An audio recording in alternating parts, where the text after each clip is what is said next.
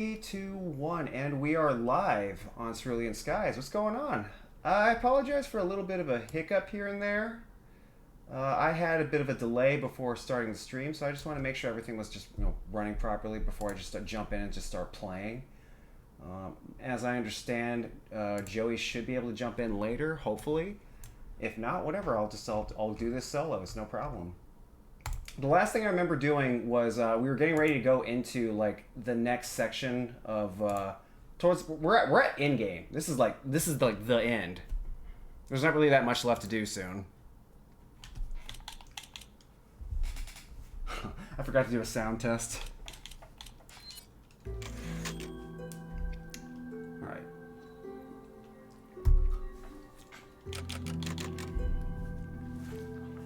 Yeah, we're at end game. There's like maybe 1 to 2 hours of content left in the game. I'll do a little bit of warming up first because I haven't played in a little while. Oh, Christ. On the bright side, I had plenty of stuff to work with. I had more than enough equipment to get me through this last section of the game.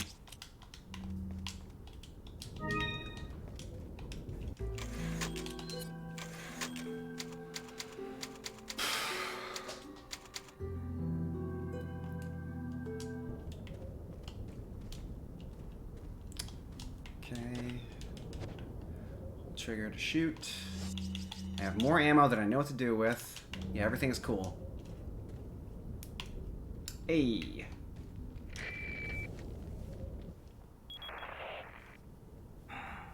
So, it seems you killed Hey, appreciate the Krauser testing. too. How shall I return my appreciation? What are you talking about? I thought he was with you. I haven't posted any kind of like thing on Twitter yet. If you want to do that. Did you really think I'd trust an American? An American? To tell you the truth, I was contemplating how to get rid of him. But thanks to you, that's no longer necessary. You were just using him right from the start. Oh, I must hand it to you. You've demonstrated quite a bit of promise by killing Krauser. When your assimilation with Las Plagas is complete, I'll have you serve as my guard. Unfortunately, I'm gonna have to decline your generous offer. I have prior engagements. Enjoy your smart-mouthing while you can. Gotta love the dialogue in this game.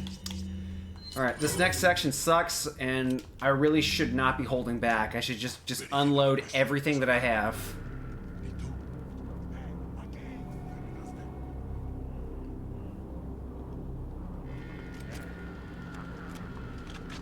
¿Viste algo? No hay problema. Damn.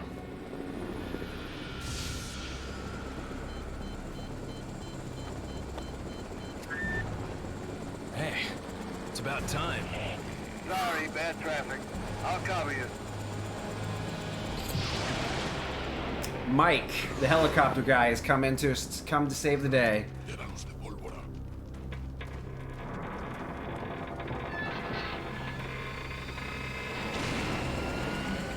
Allí está.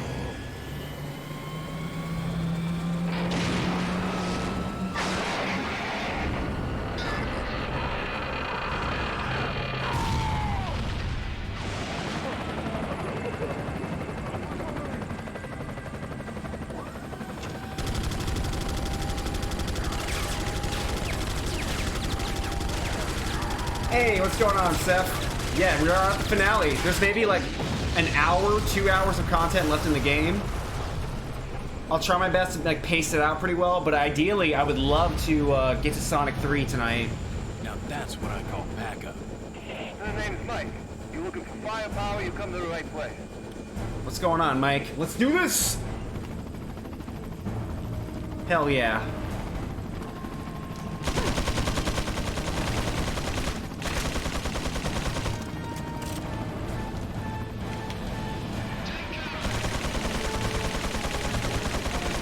Alright, Mike, if you could like do the thing where you like shoot the guy who's shooting at me, that'd be great.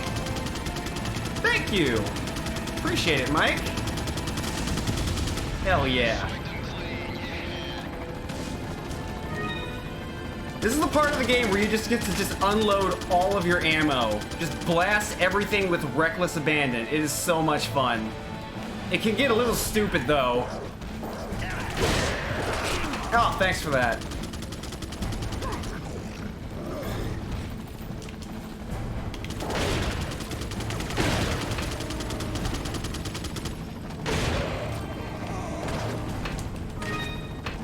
I got tagged. That hurt like hell. Good lord.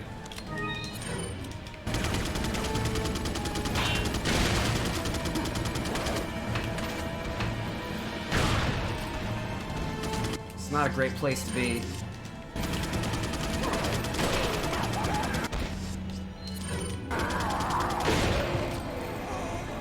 Let's change location. This is a spawn. This is a spawn map. Ah, crap. Go, go, go, go, go, go, go!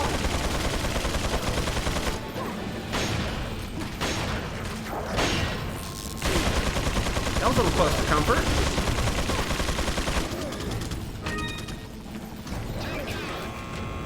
Alright, get out of the way.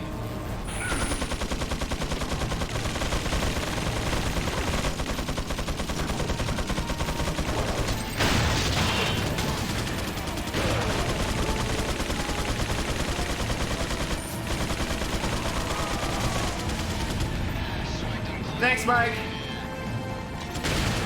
I'm glad you enjoyed it, so. Crap, crap, crap. Alright, okay. Close range encounter. That's what I have this for. Fuck you! Fuck you!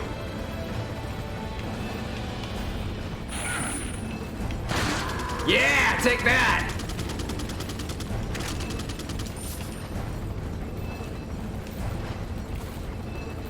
Switch to your shotgun.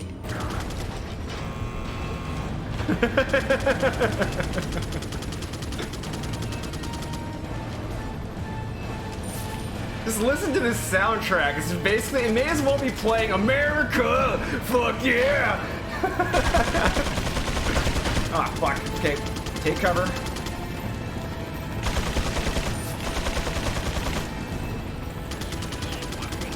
Settled in the bro. Yeah, no, the setup for getting everything, working as far as online stuff. Yeah, managed to get it all squared away. Oh, thanks for that.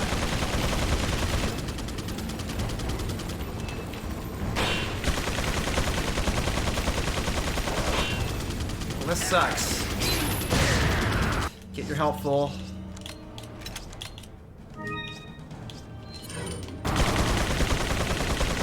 Ah!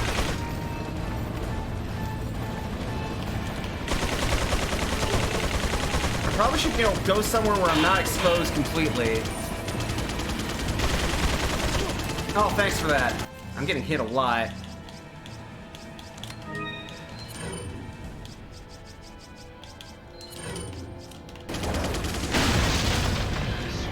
Finally. Can you guys not?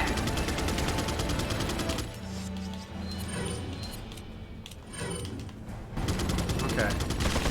Wait till there's an opening. Make sure there's nobody behind you.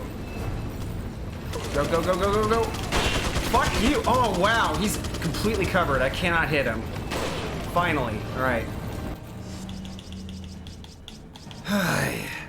Probably take another hit. Fine. Ah! Who is shooting at me? Oh, I see the turret.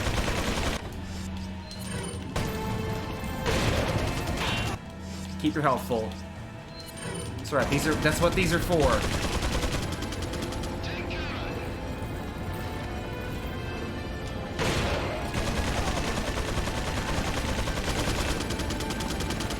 Part of the reason why I don't like this chapter very much, this section of the game very much, because it's hard to tell what's attacking what, who's attacking where, and where a bullet's coming from, because it's just the chaos of the moment. Hey. What's going on, Joey? So, sorry, I got out a little bit late on this stream, so... That's okay. You've only been literally in, what, 2 streams back-to-back so far? Yeah, pretty much. You are a machine, my friend. A machine. One second. Hey, I'm not playing that entire time, so that's kind of good at least. Okay, fair. One second. I'm kind of dealing with a lot right now. Let me see here. There's a guy in a turret, and he's kind of pissing me off right now. So let's see if I can... Oh, that didn't work. Let's try that again. Because Mike... Ah! Stop that! Okay. So I'm hoping I can finish this relatively quickly. Fucker! Alright. You're bothering me. Okay, I have a flash grenade just for such an occasion. Stop that. I'm hoping I can finish this to... Oh my god! Alright, yeah, I'm in the way. I'm taking way too many hits. I'm trying, Mike. I'm being shot at. Finally.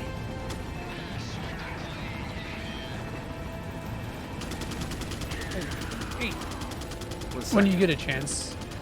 Oh, actually, no. You're actually. I am streaming right now. Yeah. You thought, but turns out I was already ready. You were in the Discord, ready to hang. Indeed. I think I got them all. Damn, I burned through a lot of healing. I got hit a lot. Yeah, Damn. you have so many grenades. Jeez.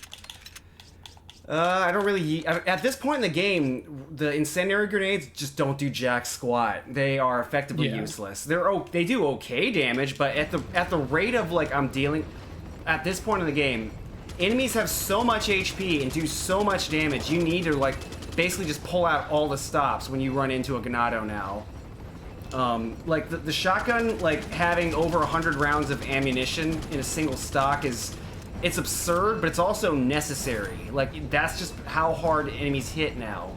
You need to be vicious yourself. Let me see here. I gotta pull these switches. I got hit way too many times. I'm kind of annoyed. Hopefully I can get more healing right before the final boss, but we'll see. Let me see here. Don't throw dynamite at me, please. No dynamites in this house. Absolutely not. Stop that. Where was I? He got blowed up. Papa Roach last resort. Yeah, this is sequel to Last Resort. Oh god. No, I'm thinking of a different song, not Break Things. I'm thinking of a song called Break Things. Like, did you know that Break Stuff? Yeah, by Break Limp Stuff. Bizkit? Yeah, by Limp Bizkit. I was got them mixed up. Although to be fair, they kind of seem like the same person, don't they? Yeah, I mean, all those bands kind of all blend in a little bit with me personally.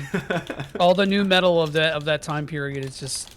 Is that what that genre of music is called? Because you guys have a whole ass podcast where you just talk about music, right? Yeah. Seems like the kind of subject matter you would be tapping into. Fuck, I think we've briefly touched on new metal, but nothing particularly too in depth. Okay. Dude, every new metal band had like Mesa Boogies and the same riff. What is new metal? I like Korn, metal. Limp Bizkit, to Papa Roach, all that kind of stuff, like early 2000s cringe core. Yeah, that kind of like puts the imagery in my head quite clearly, because I don't know if I would call that metal. That's not what appears in my head when I think metal. No, it's not like, that's why it's new metal, you know, because it's like... Seth is like, I just spat my food out of my mouth. Dude, bro, okay, Seth, I fucking swear to God, dude, I did an experiment. We watched like every big new metal band music video from that time, like from like 2000 or 1998 until like 2004 or 5, and every single band has a Mesa Boogie in the music videos. What's Mesa Boogie? And you could hear it. A Mesa Boogie is an amp. Okay. It's a very specific tone. It's that like kind of crunchy, like drop. It's like meant for like a crunchy tone, meant for like a lot of drop tunings. Okay. Yeah, yeah, Mesa or Randall, hell yeah, Seth, yeah, exactly, bro. But no, I'm kidding. I'm not even kidding. Like literally every single band had a Mesa boogie. It was like play, Nothing to find get the upset boogie. about. Don't tell me you've never swatted a bomb. But yeah, there was a lot of like homogenization in that genre, which is hilarious because it was supposed to be something kind of outsider or like edgy, and it Yeah. ends up just all sounding the same, which I think is a hilarious concept. The second you listed off like Limp Bizkit or Papa Roach, like I knew exactly what kind of music you're talking about. Like, I'm just thinking to myself, that's not metal. Yeah, no, I mean it's not like metal and like classically, you know. But I don't know, like if you listen to something nowadays that would be metal, it would sound a lot different. But I think that it's still at least adjacent. You know, like a lot, even like big metalcore bands that are out now, I feel like is more quote unquote metal than new metal was. Mm-hmm. But new metal definitely did have an influence.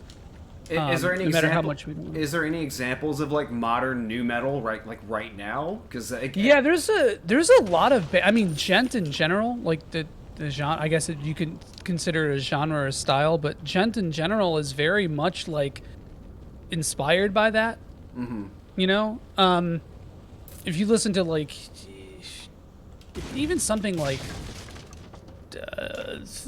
Steph's gonna roast me for this, but even something like Thornhill is like very new metal inspired, and they're pretty big. Okay. Periphery, yeah, for sure. Yep, I definitely agree. But like that being said, I do think that you know newer metal bands or metal adjacent bands are a lot more. You okay? Are a lot less cringe, a lot less like you know like trailer park core. Because all those bands are like big in the trailer park. Yeah, I'm not too familiar with those at all. Oh no! How are they gonna make this scene scary in the remake? I really hope, like, I guess getting back on the topic of RE4 remake, because I'm sure that's still like floating in the atmosphere somewhere. I really hope that the aspect of being possessed by a plaga actually has some kind of more tangible presence in the game itself, because it's just something that it's just kind of like you know of, but it's not really an actual problem in gameplay. Right. Like, I forget that, what's that fancy term that video game journalists that use when describing narrative versus like the effect narrative has on gameplay. There's a term for Ludo it. narrative. Ludo narrative. Thank you. I would like to see more Ludo narrative incorporated into Resident Evil 4 in relation to the plaga infestation or infection. Yeah, because I mean, all those like aliens inspired things, like you know something that infests a host and then comes out or whatever. Yeah. I feel like that lends itself really well to survival horror. Absolutely. And I think there could be like a more consistent mechanic throughout the game with something like that. See, for sure. it's tricky because, like, on one hand, I would love for Resident Evil 4 Remake to have some kind of Ludo narrative incorporated in with the plaga, but at the same time, I'm sure that would get annoying really fast, so there would have to be a way to have it affect gameplay that wouldn't be too frustrating. And I'm not sure how they would pull that off just yet. Yeah, I don't know. I really hope that we hear something kind of soon about like actual gameplay of the remake, because I feel like when did they say it was coming out? 2023 or 2020? Yeah, 2023. I want to say 2023. I mean, I hope they take as much time as they need to. I'm not in a rush. Well, maybe not. Maybe I want there to be a sustainable and in functioning country by the time Resident Evil 4 comes out. I'm not gonna get into that. 1 second. But yeah, I'm hoping there's some kind of like thing that, because can you name any examples of like a horror mechanic of like being possessed by a parasite or something along those lines that affected gameplay in an interesting way? Because I guess can't think of Alien anything. Isolation, sorta. No, I can't really think of anything like that either. I mean, it could be. There could be something with like NPCs, and you have to like save NPCs, or like some of them. I don't know. I really don't know. I think you have to change the whole paradigm of the game. Mm-hmm. Because like if it starts like tinkering with your ability to like aim your gun well or whatever, that would get frustrating so quickly. Gotcha. This is the last regenerator in the game. I am sad. Take care, buddy.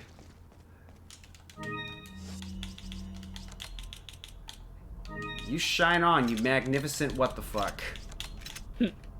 Diamonds or something? What's that a reference towards? You said shine on. Oh, okay. So I said diamond. I don't know. I don't know what I'm going for. The bit is not established. Okay, it's fine. It's fine. It's heavily implied that shaking bag I was looking at earlier is like a larva for a regenerator, and then they hatch out of those bags and they come out like this. I think regenerators are never fully explained on how they're created, and I think I kind of prefer it that way. Yeah, I think one interesting thing they can do with the regenerators is almost like make them mini bosses, because I feel like that's almost what they try to do here in this version, like the original version. Yes, but I don't know. Maybe this is controversial, but I think they could do something like Tyrant in RE2 Remake, where they're sort of like random with how they come out, and they're a lot more of a presence, and you can't just like immediately just take them down. Right, I think I know what you're talking about. Just by making them more difficult to, to dispatch of, that would already make them a far more intimidating presence. Because right now you can't even like kill them. Maybe like the best you can do is just like incapacitate them. Maybe it depends. It would depend on reoccurring environments. It would depend on how much ammo. Like, ammo scarcity alone would already make dealing with regenerators extremely frustrating and intimidating in and of itself. Just reincorporating back in scarcity of resources. But once again, this is where things get fuck off. Where was I? Stop that. Yeah, scarcity of resources would immediately make things far more difficult in RE4 Remake. Again, I'm not sure how that's going to be accepted by the community, but I think it's a necessary change. I think it is, anyway. Alright. Once again, this is another kind of a hard map.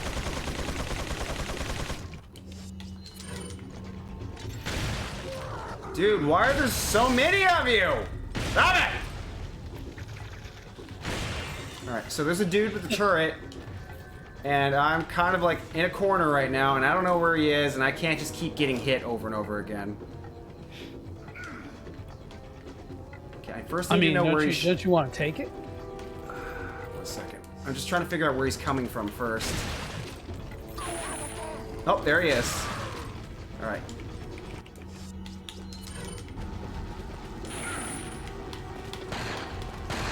Oh, I missed a magnum shot. I'm hurting right now. Stop that. Okay, he's transforming. Oh, sweet. Got lucky. He was right behind a red barrel, and he took the full blast right in his back. I'll take it. That was not intentional, but hey, luck's a skill too. Some speedrunners would agree with you vehemently, and some would want you to die for that statement. Fuck them. I see. Luck is a skill I have very little of. Like what I mean, because you talked about this before. You talked about like you doing like speed runs or like self-imposed challenges. Oh, yeah. There's a lot of luck involved in speedruns, but not baseline, just for specific things. Like for things to go perfect, like the best that they could go, there's a lot of luck. But like for just getting things down and mechanics down and stuff like that, like luck isn't really that big of a factor. Mm-hmm. Like I would say being at my most charitable, I would say like maybe execution would be like 90%. There's, I mean, 100% there is a factor of luck involved in doing some of those clears. Like, are you familiar with a YouTube channel called Salt Sanctuary? Or no, that's a video game. I'm trying to remember the name of it. Summoning Salt. Summoning Salt. You ever heard of them before? No. Yeah, Summoning Salt does basically like little mini documentaries on speedrunner communities and like the history of speedrunning. And a lot of what speedrunning seems to be, I mean, obviously it requires a tremendous amount of skill to do, but also a large amount of it also requires just the fortitude and willingness. I'm gonna get hit. Willingness to just screw up and try again. Try and try and try again. And that must get demoralizing after a while. Why are there so many of you? Good lord. I'm gonna get shot. I need to get out of the line of sight. Yiko, what's going on? Okay, there's kind of a lot going on right here. I'm gonna take the risk and I'll wait until I get hit again. More money, my favorite. Oh! That would have been bad. Like, if I was playing on professional mode, I probably would heal. Good lord. What's the big differences between professional mode professional, and this? It just comes down to just two things. Professional mode, they hit harder and they're far more aggressive. Like, even though it's hard to tell, in normal difficulty, they do give you a little bit of wiggle room. Like, if an enemy gets behind you, they will, like, alert you of their presence. They'll wait a second. They hesitate a lot more. Whereas in professional mode, all bets are off. They're just gonna just get you. They come at you with full force. No hesitation at all. So, that heightened aggression kind of forces you to really, really just tune in. Okay, so lock key's been reactivated. I need to work fast because they're gonna keep spawning over and over again. I've done professional mode a couple times. It's not that much harder because RE4 is generally a pretty hard game, but there is a pretty noticeable difference. It's not something that I would want to do again for fun. Ow, rude. Of course he transforms. Why wouldn't he? Yeah, I've never done anything try hard in a Resident Evil game, I don't think. Apart from the mercenary stuff in this, but that's probably the furthest I'd go. Oh wow. I did do the mercenaries in Resident Evil 4 when I was a teenager, and I don't know if I'll ever do that ever again. That was my ultimate try hard, period.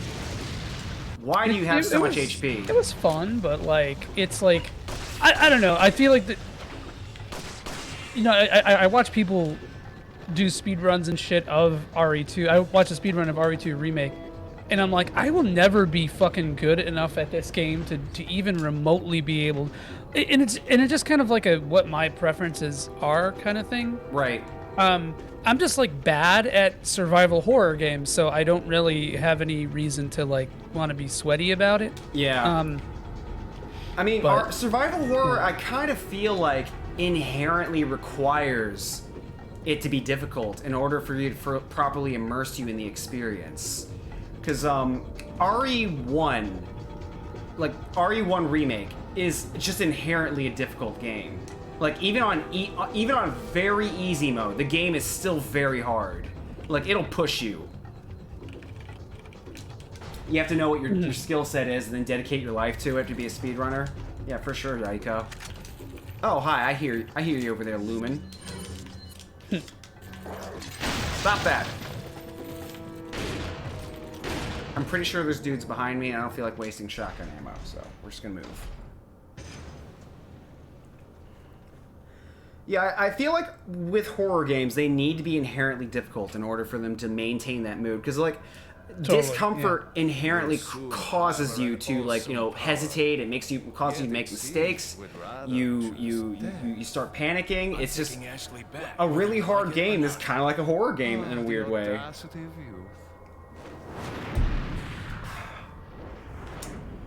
Did you ever play RE1? I played every Resident Evil except 8. Okay. So you know what I'm talking about 8 then. and 3 remake. I haven't played 3 remake. 3 yet, remake. But I've played through every other Resident Evil, including Gaiden. Oh wait, I'm a liar. Revelations 1 and 2 never touched those. I forgot those existed, to be honest. Like, I was watching a YouTube essay talking about, like, every single Resident Evil game, and I'm like, what the hell? Revelations? What the hell is that? I hear mixed things. Some of it sounds interesting, some of it sounds gross, but I've played 0, both versions of 1, both versions of 2, 3, 4, 5, 6, 7, Gaiden, and the DS remake of 1. That's garbage. Code Veronica. What's going on, Code Exile? Veronica X. I think. Okay, yeah, everyone keeps talking about how great Code Veronica is. I feel like I should at least watch it on YouTube. I can do that at least. I mean, it's on PSN. I think it's on PC too, isn't it? Possibly. Maybe it is. I don't know. It's worth playing, but I don't know. I feel like to me that's the lowest point of old Resident Evil. Like I don't really hate it, but I'm not a big fan of it either. Lowest point. No, that's yeah, I've heard a lot of varying takes on it. Why is it the lowest point, Mr. Joey? Code Veronica. It's just the level design is kind of spoopy. There's a lot of it feels very rushed. There's not a lot of like really good environmental design in that game. The story is kind of wonky. I also played it like right before RE1 Remake, and RE1 Remake just felt so much smoother across the board. I don't know. I mean, that's like comparing. That's like comparing like from what it sounds like a McDonald's cheeseburger with a filet mignon. You know, like it's one of the greatest games ever made. It's gonna be hard to stack up. Yeah, and it's like I see what they were doing with Code Veronica. I just don't think it was particularly like well channeled.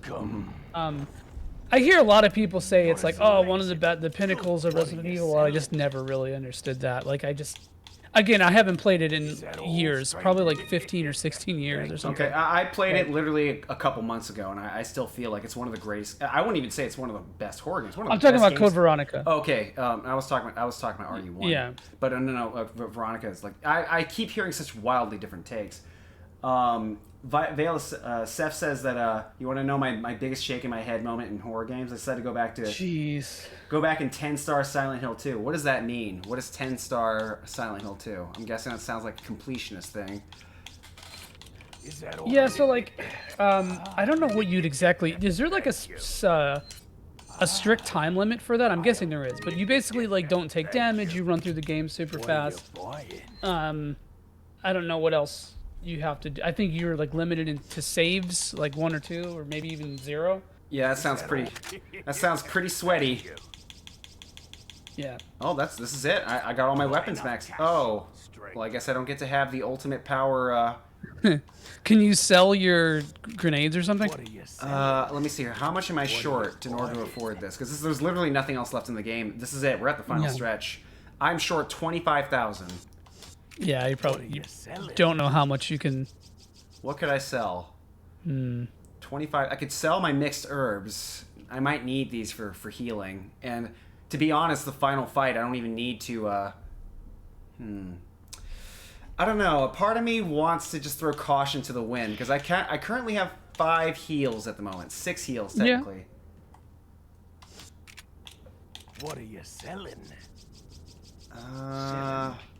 Let's face it, I'm not going to play New Game Plus on this file. This is a fresh file that I'm probably going to save over after I beat it. I'll be right back. You know what? 20,000. I need 5,000 after that. Okay, let's just do some maths. I guess I could sell my incendiary grenades. I almost never use these things. Is that all? Thank you. I need 2K after that. I could sell some grenades. Is that all? Alright, now I'm 20K short. Yeah, there we go, I made it. What are you buying? Is that all? Thank you. Alright, I now have a broken butterfly. I now have a magnum that does 50 damage a shot, which is batshit insane. I'm going to blast the hell out of Salazar.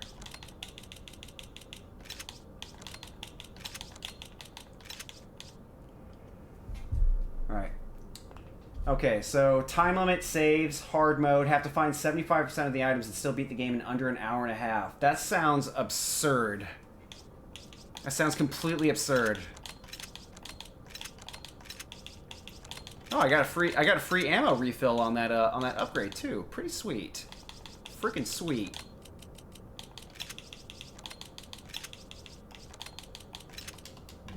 I wonder if it does even more damage than just stabbing him in the face. I guess we'll find out. Yeah, this is the finale. There's not even like an hour left. There's like 15 minutes of content left. I'm about to finish the game tonight. I'm gonna have to find another game to play. Alright, when Joey gets back, I guess we're starting Sonic 3 tonight. Kind of excited.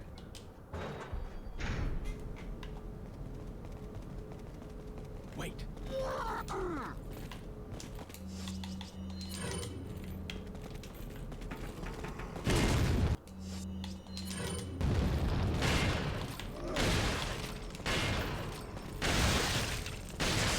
Piss off.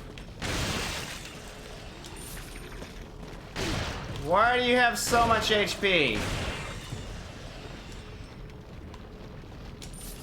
Follow me. Alright. Kind of sad. After all this time, playing this game for so long, we're approaching the end, my guys.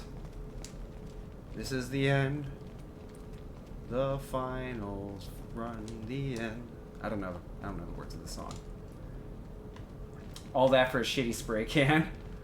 Oh man, that's always the worst. I don't know. I have weird feelings about like rewarding a super sweaty, try-hard, super difficult run. Like on one hand, you want to acknowledge the player's efforts, but on the other hand, you don't want to bottleneck or take away content from the player because they couldn't meet your absurd demand. I mean, I do appreciate when it does do that. Because, like, for example, in Ninja Gaiden 2 for the Xbox 360, you can unlock a golden ninja suit that is only unlocked after you beat Master Ninja Mode. And Master Ninja Mode is batshit insane. I've done it. Not many people can, though. But good for those people, though, I guess. Let me see here. Let's double check, make sure there's anything else over here. Taking that. I'll gladly take some Magnum ammo. Hey, look at that. Get another heal. Okay, so I have 1, 2, 3, 4. I have 6 screw ups. I'll save those yellow herbs for later. You have Ashley on the final. Nah, don't worry. Don't worry. Nothing like that. God, it'd be awful if you had to like take care of her while fighting the final boss. That would be awful.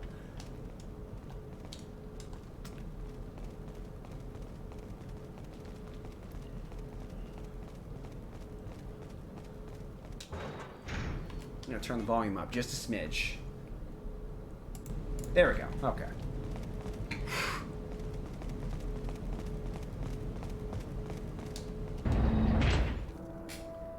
At long last, the anti-parasite machine. I don't know about this, Leon. There's only one way to find out. You operate.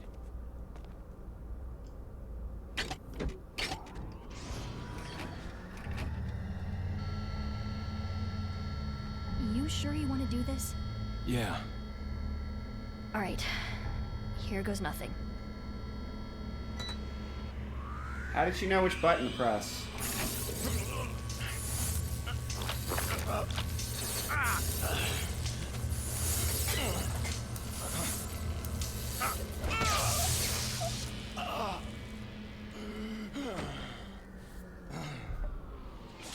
That's one. How are you feeling? Like $1,000,000. I thought you were gonna die. All right. Guess I'm up. It doesn't even take clothes off. I mean, it looks like they're just shooting electricity into your chest.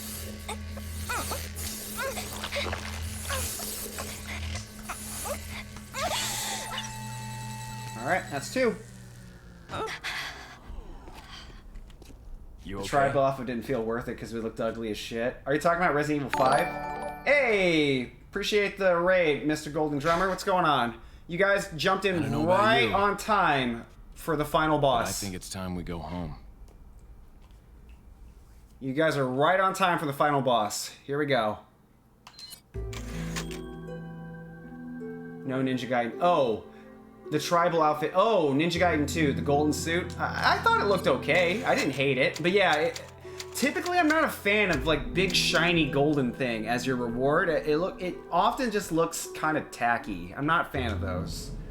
But yeah, it did have like tribal tattoos all over it, didn't it? It looked very like Hot Topic, just generic, like this is what kids think are cool, right? It's just, it looked tacky to me.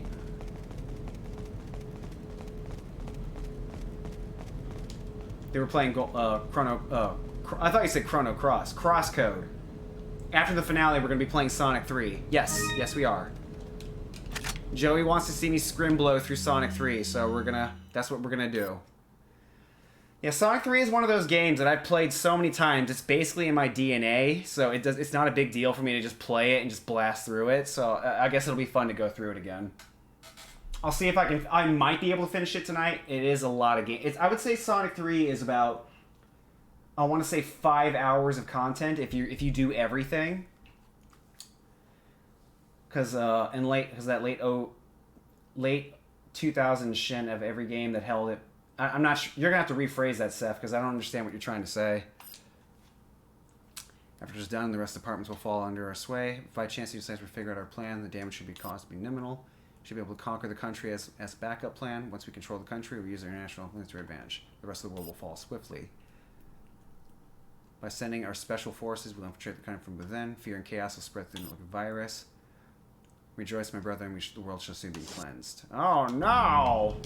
Can't have that!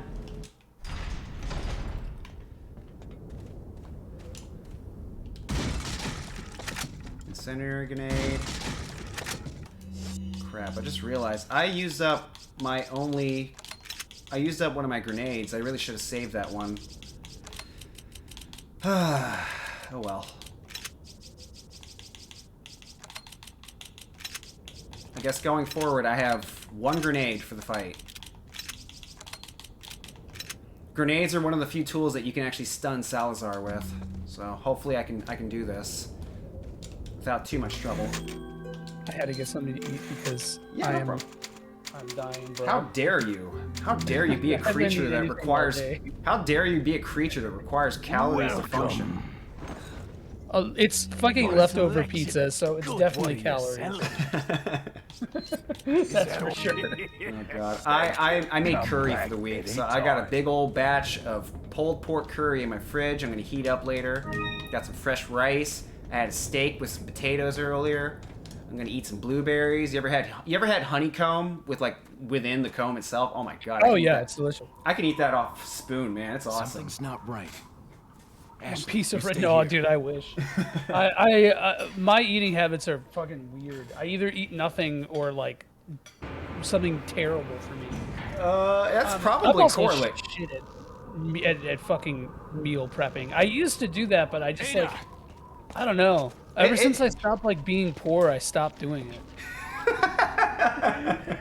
I don't know, like a weird one for me, man. Like, I know, man. I know it's weird. Well, because it's like when I had to like care about how much money I was spending on food. It was like, okay, so I'm gonna spend like I don't know, $20 on ingredients so I can make something for the whole week. Right. And now I don't have to worry What's about that. so funny? Sorry, you were gonna say something? No. I guess what I'm saying is like you would think being poor would have instilled some good habits that you would just keep up forever. Because that's what happened with me. Yeah, I would think that, but I mean, it's. I'm not too wasteful with money, at least. Like I don't really. It's just one of those things. All right, this is the final boss. Stand back. Lord Salazar turns into basically a big spider. There we go.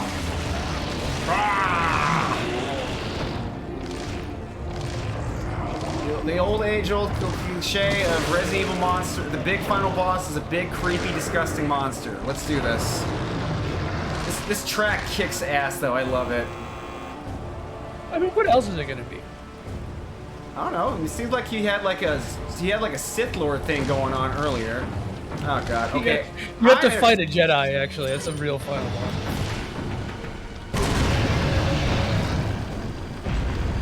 Oh, I forgot. Yeah, a grenade just automatically puts him in a vulnerable state. Squish!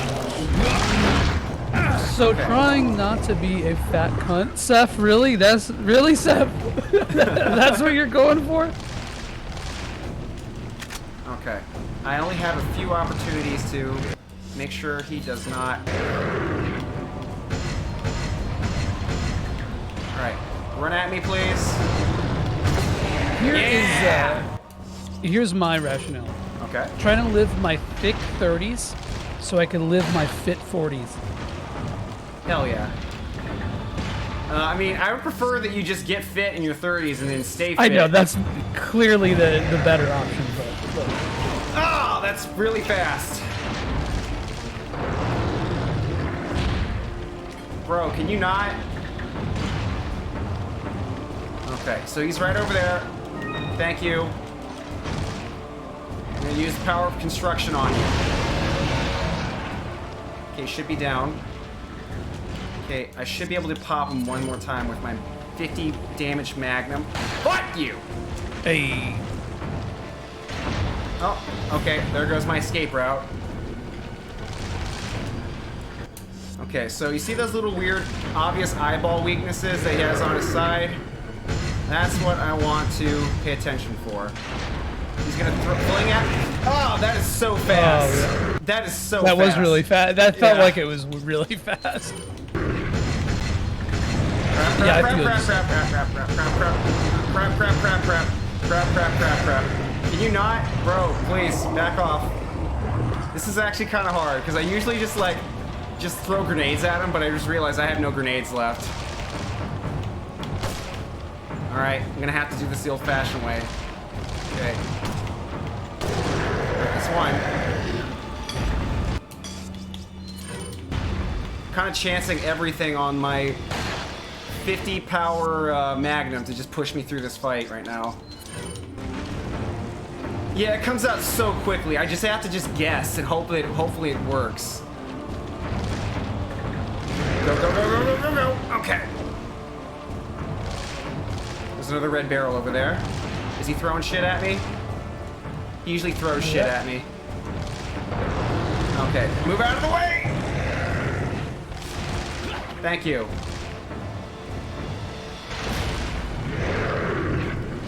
I don't know what it is, but like, for that one, I feel like I would have hit that QTE, but the one where it was like press B and X and it was super fast. Yeah, no, it's random. There's no way to know what kind of QTE he's gonna throw at you, and that's definitely one of those cases of RE asshole game design.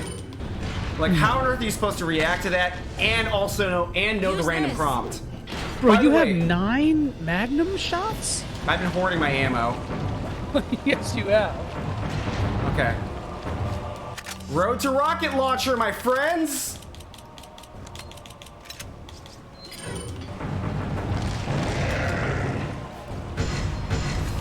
Hasta la vista, baby! By the way, this fight went by really fast. Yeah, that went by extremely fast, because I took the time to upgrade the Magnum, and it did indeed do stupid amounts of damage.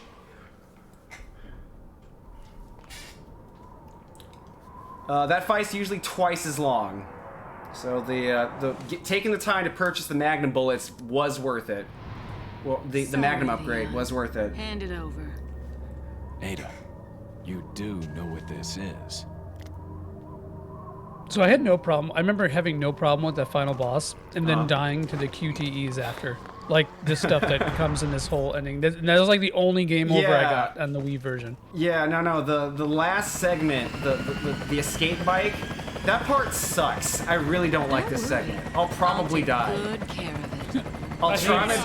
I'll try my best to do it cool and cinematic, but I'm probably gonna die.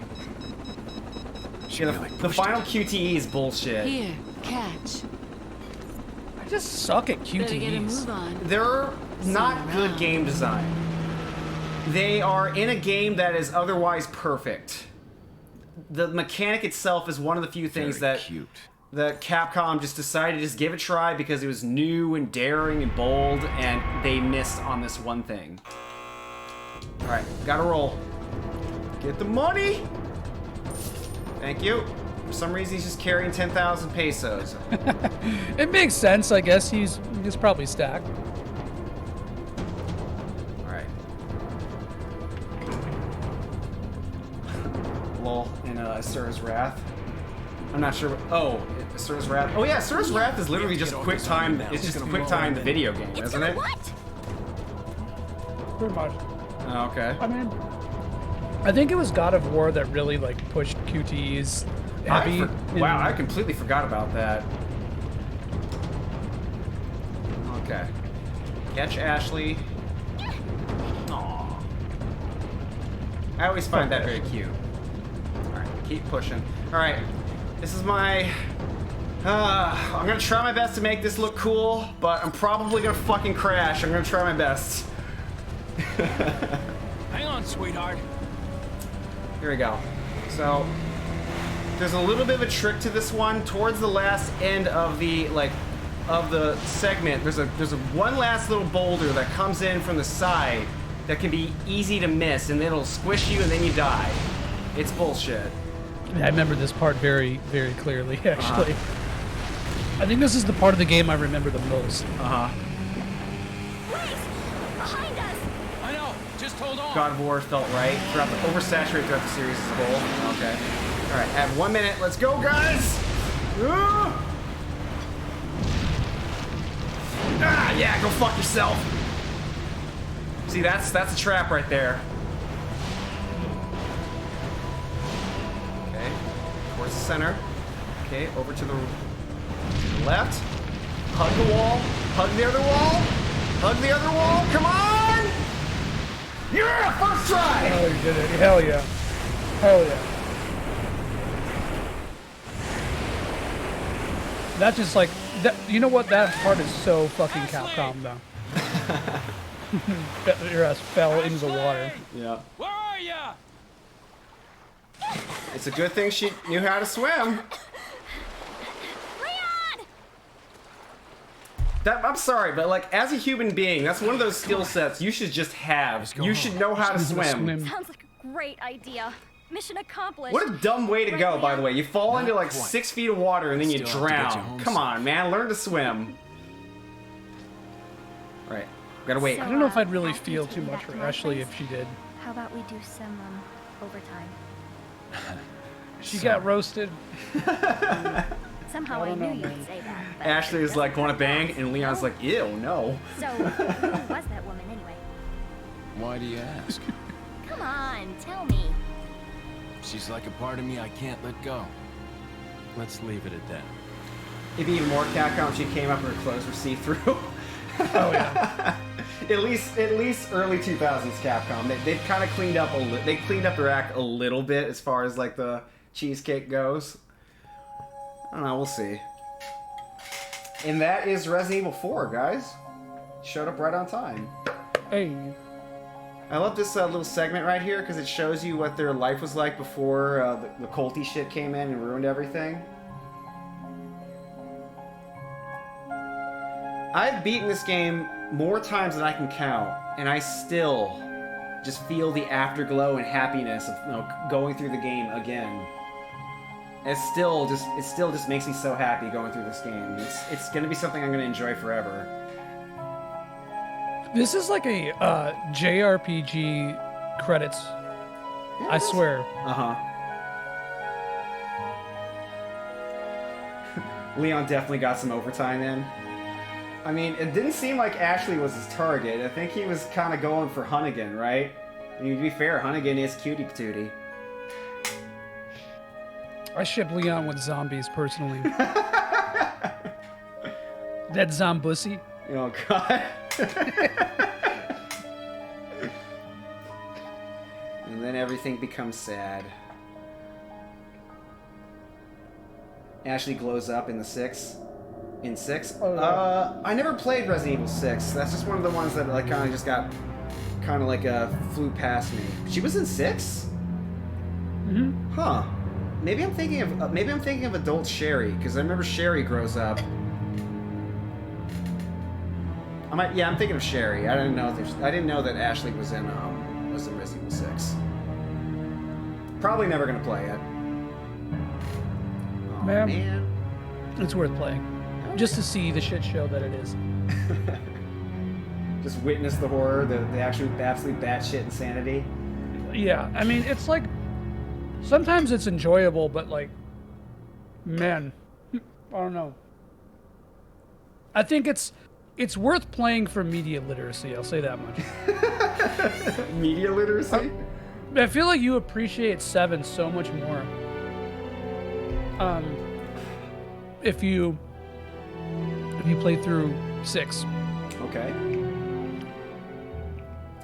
Just like I think that you should have to play through X6 and X7 before you play Mega Man X8. Just so you can feel the palate cleanser. I only played one Mega Man game. I played Mega Man X4 for PlayStation 1, and I have very fond memories of that one. It's it didn't get me like latched onto the Mega Man X series though. I played that one, I was just like, I'm done. I've had enough. X4 is really good, but my biggest complaint about it's very segmented. Segmented? Yeah. So I only have the one game. Go ahead. No, but so what I mean is like the levels are split into 2 parts. Sorry, I'm trying not to chew on my. Yeah, it's okay. The worst thing ever is hearing somebody eat. It's the fucking most disgusting thing.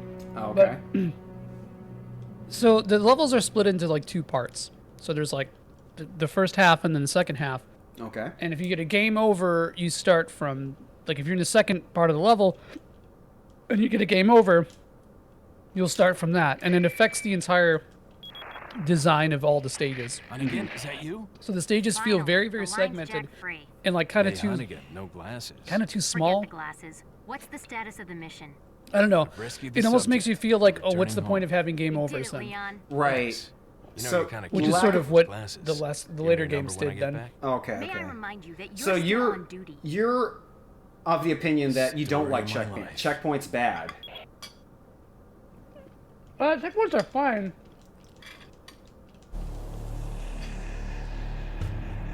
Checkpoints are fine, but it depends on like how it affects the level design. I mean, every Mega Man game has checkpoints. Ooh, damn, 85% hit rate. Yeah, I've had better. I've had as high as 92%. I got sloppy this run. Now you can buy an infinite launcher and Matilda from the merchant. Hooray.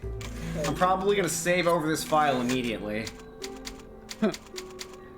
Yeah, one thing I don't like about Resident Evil 4, at least on this version of this version of the game, is I cannot delete save files. Like, if I want to get rid of a save file, I have to save over it. And that, like, drives my OCD crazy. So, I just finished RE4. I guess we're gonna just jump straight into Sonic 3 Scrimblo. You excited, my friend? Oh, sick! Hell yeah! Which version are you gonna play? I'm gonna play Sonic 3 Air. That is, in my opinion, the definitive way to experience Sonic the Hedgehog. I just need to make a couple adjustments on the top scroll. I'm gonna make an edit. So it's not, we're no longer playing Resident Evil 4, we are now playing Sonic 3. I'm just gonna call it Sonic 3 because it's implied that Ann Knuckles is part of the game. That was the full intended game experience. Are you gonna edit the Twitch stream, or should I do it? I can do it if you want. Yeah, please. Okay. Also, I forgot to add you as a guest name because we unfucked the. Yeah, let me see here. Please cooperate with me. I just don't want it to go, the entire screen to go white, because that happened earlier before the stream setup. There it goes. Okay, I was legitimately worried that was gonna happen. Okay. Sonic 3, and you're doing the update on the game playing right now. Yeah. So I did not buy Sonic Origins. I am boycotting it, actually. I don't care for the direction how Sega treated the release. The game is full of jank. It very clearly needed more polish. Stealth himself said that the game needed more polish, and they were forced to put it out anyway because Sega rushed it.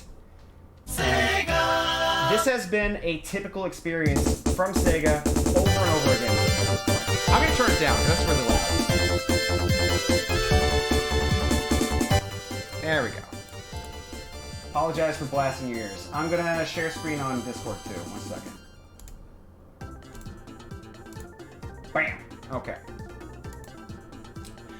So for the record, for people who don't know, this is my favorite game of all time. This is my favorite game. I've played this since I was 6 years old. I had this game effectively in my DNA. So hopefully I will do a good job showing how to be good at Sonic the Hedgehog 3. I guess I'll just show how it's done. So what is the difference between Air and the base game? So base game, I mean, Sonic 3 Air is basically a quality of life adjustment thing. So it allows you to make adjustments to the game. It allows you to like add in the music that you like. It allows you to make adjustments to controls on the fly. Ultimately, though, my preferred experience. Different? It can be if you want it to. Interesting. I'm not sure what level 3. I guess I'll just stick to Sonic 3 in Knuckles' level layout. I'm not sure what Sonic 3 Air's level layout would be. I'm actually curious about what that'll be. We're gonna turn that on. So Sonic 3 Air style Tails assist. I'm guessing I need to hold up and assist because I'm gonna be playing with Tails. Tails is very useful, especially during one of the stages when I need a flying assist. That's when Tails comes in really handy.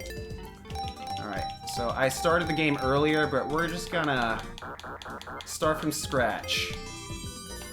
All right, we're gonna be the original Dream Team right here, Sonic and Tails.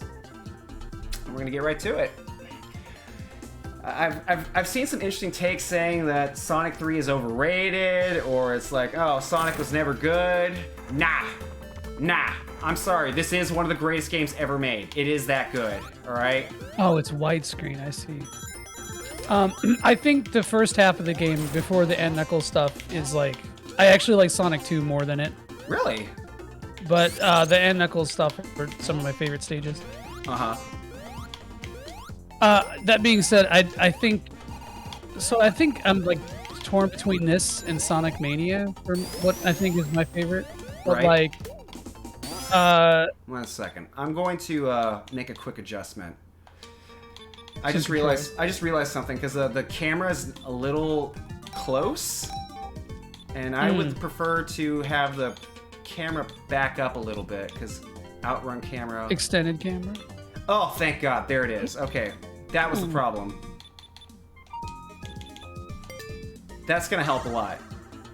Also, I hate Blue Sphere. I fucking hate Blue Sphere. I cannot stand it. Yeah, I think it's cool. Like, it's a cool vibe, but like, I just hate it. And it's in so many games. It's in like this, both 3 and Knuckles stages. It's the same thing for both. It makes me like anxious. I just hate it. I guess it's because it's just the experience that I've had with this franchise and this type of gameplay. I remember when I was a kid, I would hand the controller to either my old man or my brother because they could do the Blue Sphere stages and I couldn't. And because we were poor, we had no other games to play. So all we had was Sonic 3, Sonic 1, Sonic 2, and this. And so I got to a point where I couldn't beat the final stage because you didn't have Super Sonic, right? So the only thing that was left to do was to get good. So I put on my big boy pants and I started playing the stages, and I was terrible at them, and I just kept practicing. I would just start over and try again. I would just try again, play again, and just keep going. And now it's become like second nature. I cannot not do it. I have no fun doing it at all. At all. It's never fun. I don't hate Get Blue Spheres. I don't know if I love it, but I don't hate it. It's not a problem for me. I think it takes too long and it breaks the flow of the game, and it's just like I'm just not a fan of Sonic bonus stages in general, though. Like twos are a problem as well, but I actually prefer that style of bonus stage to Blue Sphere. Have you ever been able to collect all the Chaos Emeralds in Sonic 2? I've done it in every single Sonic game. Wow, like no save scum or just No straight save up? scum. That's pretty impressive because I don't think I've ever been able to get all the emeralds in Sonic 2 without save scumming. Because I just did it in Origins, and I hate it. I am not a fan of the special stages in. And I'm bad at Sonic games. Like, I will straight up tell you, I am fucking awful. I just, something about the way Sonic's physics work, I don't know, just, it never really clicks with me. I just never really feel like I'm like learning the game properly. I just never get in a good, like, loop with it. Like, as opposed to, like, I don't know, Contra or Mega Man or Castlevania, where I honestly feel like I'm, like, learning something every time I fuck up. It's Sonic, I don't know, my brain's just not meant for it. I guess so. I mean, I hate Sonic physics too, bro. I think that's what it comes to. I think that's honestly what it comes down to. It's very fascinating for me to hear this because, like, again, this might have to do more with just my experience with the game and just how comfortable I am with it. But I think it feels great. I think like 2 and 3 feel a lot better. I think Mania feels definitely the smoothest. But I don't know. I think it's just like just something about the level design bothers me. A lot of the like, because the whole impetus for Sonic is like, stay at the top route, and if you fuck up on the top route, then you have to do a harder, longer version of the level. Yes. I mean, there's more nuance to it than that, but that's, in a nutshell, that's essentially what it boils is. down to. Yeah, I get that. Also, I don't do this. I actually just get all the orbs. I don't know why. Oh, the rings? I just get every single orb. I turn every orb red. No, you're doing it wrong. That will trap you. Yeah, I know. That will trap you every single time. You never do that. You want to create a ring. They transform into rings, and then you move on. Because otherwise, you're going to get pushed into a corner because you got yourself trapped by a big red block. So you always want to do that. I know. But crap, like, I'm lost. Again, I've done it. I did all the Blue Sphere stages, unfortunately. I say unfortunately because, like I said, it's never felt good. Fuck, I'm lost. I made a wrong turn. Yeah, I don't know where. This is why I hate Blue Sphere, bro. It's all right. Right here is exactly why I hate Blue Sphere. But yeah, I mean, I did, like, for the later levels, you pretty much have to do this, or else you're doing like very close to frame perfect jumps. Oh yeah, a couple sphere. of those maps, you have to jump over two red spheres in a row, and those are stressful. Yeah. You have to be frame perfect. It's all right. You fucking hate Sonic physics, man. This is just shit on Sonic. This is shit on Sonic stream, huh? Am I Sonic's only champion right now? Yeah. Yes. Ever in the whole world. No, I like 2D Sonic. I just, I think I would just rather play most other, like, big mascot characters. I don't know. At least 2D. I'm starting to think that Mario sucks more and more with time. Which one? Just Mario in general. But, like, I don't know. I just want to make it clear, I don't dislike 2D Sonic. That's okay. If you're not into it, you're not into it. I think the highest it gets is like a 7. Like maybe like a 7.2 or 3 for this game and Mania, but I mean, there are definite problems with Sonic 3 in terms of, like, overall as a product. Like, I get it. Like, the boss fights are basically nothing. The hate Sonic boss fights. The Sonic boss fights are basically a non-threat. You just run up to it and you just smash it, and there you go.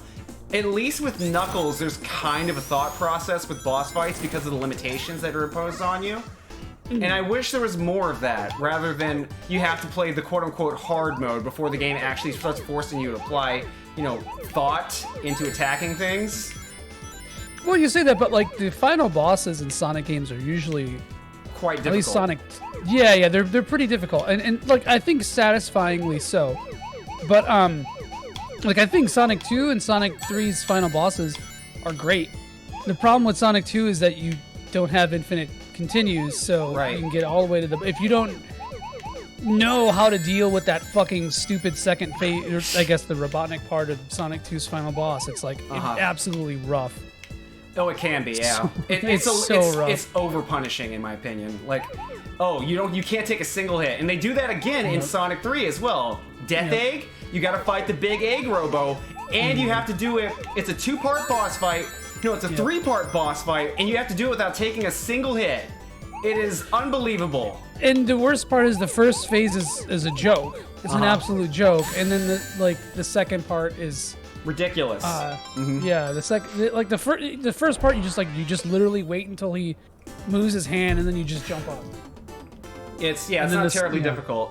It just takes a while. I mean, there's ways to speed it up. You can use spin dash to hit multiple parts of the hand.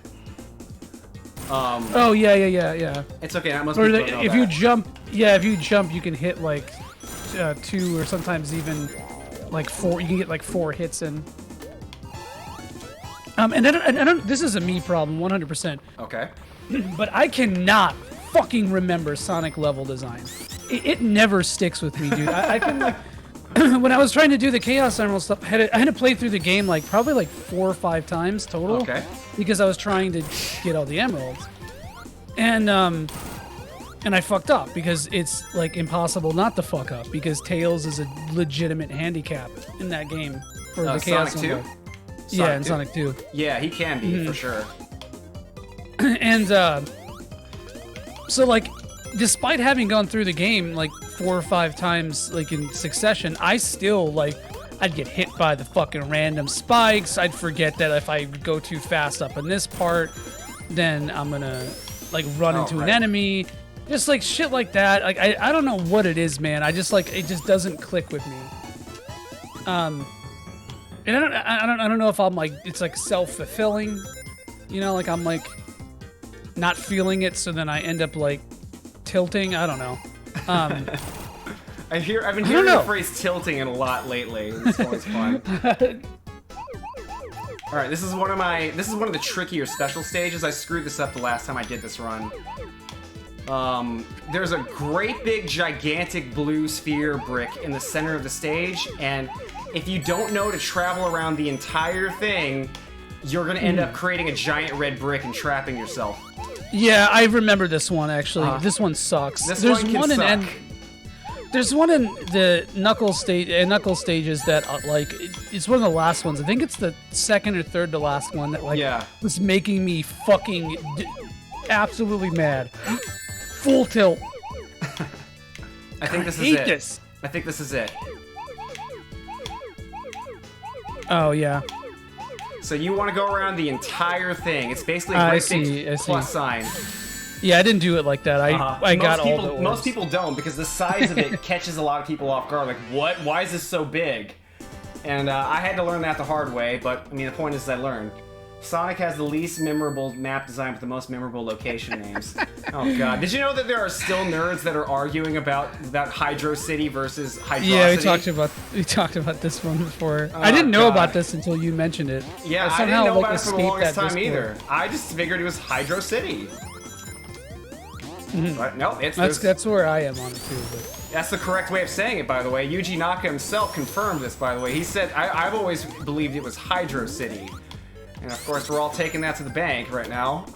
It's not that important. It's just one of those things like, why is this something that you want to invest this much like energy into? You don't have to. Dude, I'll say this much about Sonic fans, regardless of the quality of the game. Sonic fans are fucking weird. They can be. Out of any fan base I've ever seen, I think Sonic fans are like some of the most insufferable. Again, this is anecdotal. I'm sure it's not true of the entire community. But like, I would never judge like I would never be like, oh, you like Sonic? You're fucking weird. No, obviously not. I know how to read context. But like, just in general, man, it's just like they're the cummiest fan base. Yeah, that's true, Seth. Nope, not worth it. Hold back. Yeah, this actually got me. This got me last time I played this. Yeah. Because Tails is actually the bigger threat right now. Because what'll happen is Tails will try to He'll attack, kill you, and then then you'll fall right through Robotnik and then fucking die. So Tails is trying his best to help, but he's actually getting in the way. I'm just like so impressed with your ability to remember things about this game. Uh-huh. Like it just like the way, like I said, played through this game a bunch of times, just like still get hit by stuff constantly, like obvious shit. It just comes down to practice. Like I said, I've played this game for my entire life. I've played this game since I was 6 years old, all right? I have over 25 years of experience with this game. I honestly feel like I can sit here and play this game for like 25 years straight and still not remember it. That's kind of like where I am on it. Like I guarantee, played it a lot as a kid, but I guarantee never, nowadays, like if I were to come play this game as an adult now, I'd probably play it once or twice and then move on with my life. It 100% is because of nostalgia. 100% is because I played this as a kid. Why it sticks with me so strongly. You know? Because I like Sonic Mania, but I don't come back and replay it the way I do Sonic 3. Yeah, like I think the big problem with Mania is that there's just so many reused things in it. Right. Like the rings and stuff, like the secret stage rings. Uh-huh. How the fuck do you remember it, dude? I can't. Every single time I'd have to like watch a video. Oh, that's where the ring is. Oh, okay, all right. Oh, the special now rings? I remember. Yeah, those can be hard to remember. I don't know where all the rings are, but I know where enough of them are where I can have Supersonic by Hilltop Zone. And that's assuming I don't screw up. That's assuming I don't screw up and make a mistake. And I usually am pretty good about getting all the emeralds by Hilltop, but typically by the time I reach Hilltop Zone, or whatever it's called, I forget, Marble Hill, etc., I will have Supersonic by that point. It just comes down to just practice. I just played it that many times in a row. There should be a 1-up here. Yeah, there it is. There's my baby. I feel like they're kind of the same way about like Mega Man X, right? Because like Mega Man X to me is like one of the best platformers ever made. Right. If not like, to me it's like probably in top 3. And if I played it now for the first time, I think I would. And this is very hypothetical, so maybe it's not even worth thinking about. Okay. But if I had played it for the first time now, I think I would like really enjoy it, and then, like you said, like maybe play it once or twice and then not really play it again. But I still think it would stick with me. Like, what did I play kind of recently? I don't remember. There was a 2D platformer I played relatively. How the fuck was it? Oh, either way, I can't remember, but I did play a lot of Sonic games for the first time. In this replay, like I played the 3D Blast on Saturn for the first time. One more map. Fuck. It's got to be over here. Sorry, I'm gonna have to concentrate for this one. This one's tricky. No, you're fine. You got this. 1, 2. It's gonna speed up soon. I jumped over 3. this. I remember this one, yeah. The turn is far more reliable than the jump. The jump actually puts me in a very vulnerable position. Yeah, and it's like the physics of it are strange. Yeah, I've kind of learned to compensate. Wait, there's 6 or 7? I forgot. There's 7, so I have 2 more emeralds to go. Yeah. I should have at least 3 portals by the time I get to the next boss. So I could have Supersonic by the end of the I almost said Hydrocity. Hydro City. Yeah, you almost gaslit yourself. Like this fucking boss, bro. This boss sucks. Oh, now you gotta go around and then you gotta wait, because then you could get stuck in the hitbox and then fuck, idiot boss. This is an idiot boss. I just want it to end as soon as it can, so I just take damage and damage boost to make it faster. That's not so bad. It just comes down to are you using the half pipe? That's key right there. Fuck the half pipe. This entire stream is you've been shitting on Sonic, and I'm just blasting through it like it's nothing. I'm like, seriously, I don't even think you've gotten hit yet. This is seriously impressive to me. Well, I appreciate that. Yeah, no, you definitely have not even been hit. You haven't even come close to fucking anything up. Fuck. Watch, I'm gonna get squished by the wall. See, now this part, I kind of like this part. Uh-huh. Because it's like, oh, it's like you're platforming. There's like stakes. Like, I don't know how to describe it. Like, it's an interesting use of like pattern recognition and trial and error, and like that's cool. Mm-hmm. I like when Sonic is see, like that fucking shit that would have hit me. Those spikes would have hit me. It actually stops right at the point where you're about to hit it. You can actually, you're Oh, not for gonna real? get hit by. Yeah, it's there to scare you. So I like the roller coaster elements of Sonic. Mm-hmm. Like when you're going real fast, true to half pipes.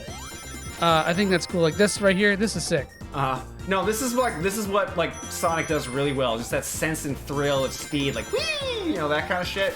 That's Sonic right there.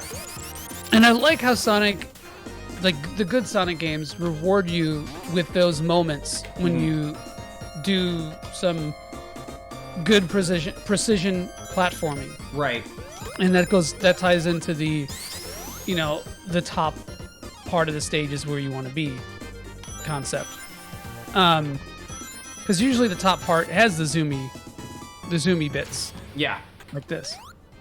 And I think that's kind of cool, but I don't know. There should be a special Something ring about- coming soon. Oh, I remember. So I'll go into the wall. Ah, come on. All right. So rings. Hold left. Yeah. Oh my god, fuck off. Stupid idiot thing that wow. Okay, so this one's tricky because this is the stage where you're gonna have to start jumping over reds. Yeah. This one's tricky. I hope I can do this, but there's a lot of spheres to collect, and there's a bit of a. And you want to leave those. I do ideally, but at the same time, I don't want to be running really fast, frantically looking for them either. Right. So I just gotta take the chance. Because, I have to factor in the possibility that I'm gonna get lost. So I need to just take care of them while I know they're there. Because if I'm running really fast and I don't know where to go It's next, hard to- it's really hard. It increases the risk of just screwing up. Okay, like that. And then I come in this way. Yeah, this. God, just the fucking way this looks, like nothing gets etched in my memory. It's because everything looks exactly the same. Why Everything wouldn't it? looks exactly the same. I have like 0 3D recognition, spatial Fuck. awareness. Fuck. All right. Ooh. All right. Oh, I you believe got it's. this. I believe it's all just doubles now. Yeah. Okay. Oh, there's two up there. Yeah. Two more sets. This is it. You got this. You're fine. Fuck yeah. All right. It's free. You got it. I'm fucking so impressed at people who are able to play Blue Sphere. It's like phenomenal to me. Like, It ultimately just comes down to press jump button, turn left or right. Bing, bang, boom. That's it. That's all there is to it. It just comes down to getting that, and understanding the slight delay when you make a turn. That is key. If you don't get that down, you will never understand. yeah, I hate that so much. Those physics bother me, man. Uh-huh. They bother me. They never feel natural. Let me see here. I don't know. Can Maybe I'm a control- sick fuck because I do like the half pipe stuff. Okay, so I Did you can't control play- tails. What's up? Did you play Knuckles Chaotix? No, I never owned a Sega Saturn as a kid, so I never got a chance to play. This is a 32X. Yeah, 32X. Was that it? Okay, I always thought it was just Saturn, but no, I never played it. Ah, you fuck! took a hit. It happened. Finally. No, it doesn't count because you didn't lose your rings. Okay, I lost my shield. That's okay. Let's go. We'll get another one. Yeah, I was gonna say I'm pretty sure you're gonna beat this entire game without ever getting hit, Don't jinx like me. body damage. Don't jinx me. I believe, man. I don't put that kind of pressure on myself. I just play the game. I'm just having fun. Like for me, this is the ultimate comfort game. I just play. My brain knows the deal. Like it knows what to do at this point.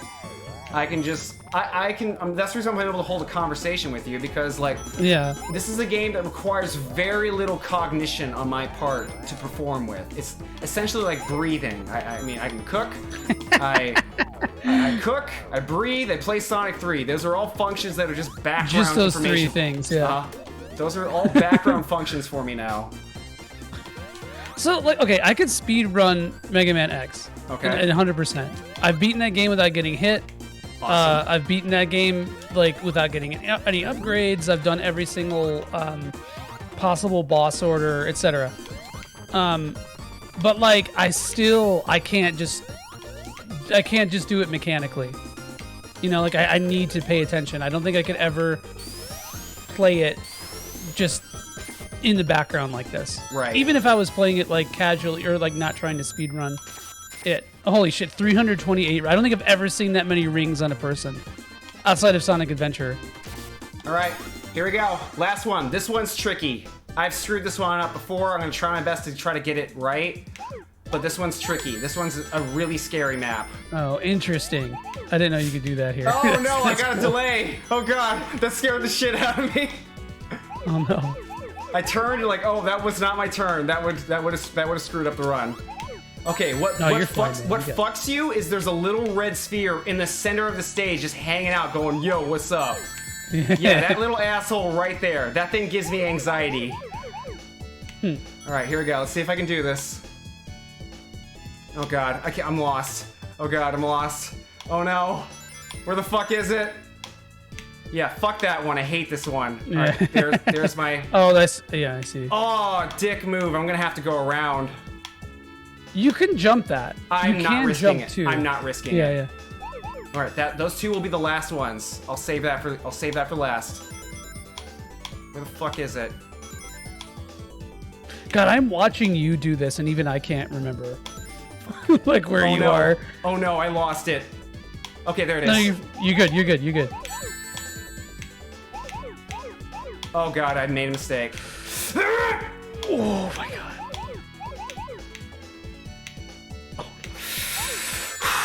Oh, I didn't know that does that. That's sick. Oh god. Okay. Don't panic. Where the fuck was that last one? You good. I'm running so fucking fast. Okay, there it is. Yes! That was fucking ace, dude. That was so good. I think that was the proest gamer move I've seen on Cerulean Skies thus far. Holy shit. Holy shit, that was good. Supersonic unlocked by the second stage. Hell yeah. I'm just gonna... okay, this is it. Okay, so going forward, every single stage going forward is just gonna be just turn my brain off and blast through now. Because Supersonic is obnoxiously overpowered. Alright?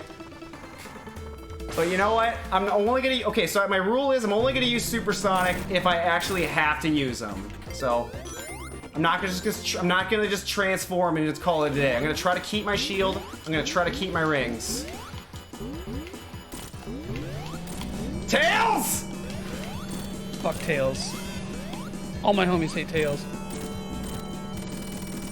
God. That was fucking ace, dude. I appreciate it. So good. I mean, the thing is, I did slightly panic for a second, but I felt it, but it doesn't matter because you got the W. Well, the experience takes over when the panic comes in, you know? Like... oh, you got a clip 400 IQ? I appreciate that. In a 40 IQ game. Yeah, dude, stop shitting on Sonic. Come on, man. He deserves it. Ugly Sonic up in here. Oh, wait, did you... oh, you did the other path through this level. Yeah, I take the low route here. I mean, I'm sure there's a high route, but this is the one I'm accustomed to, so that's what I tend to stick with. Yeah, I remember struggling with trying to get to it. Yeah, this stage is scary. There's a lot of like traps here. This is one of the few stages where I don't just blast through completely. I do take my time. Because this stage contains one of my childhood traumas. And that's the Smasher. I'll show you in a second. Every single time I see it, I get like an anus pucker moment. I'm like, oh god, oh fuck.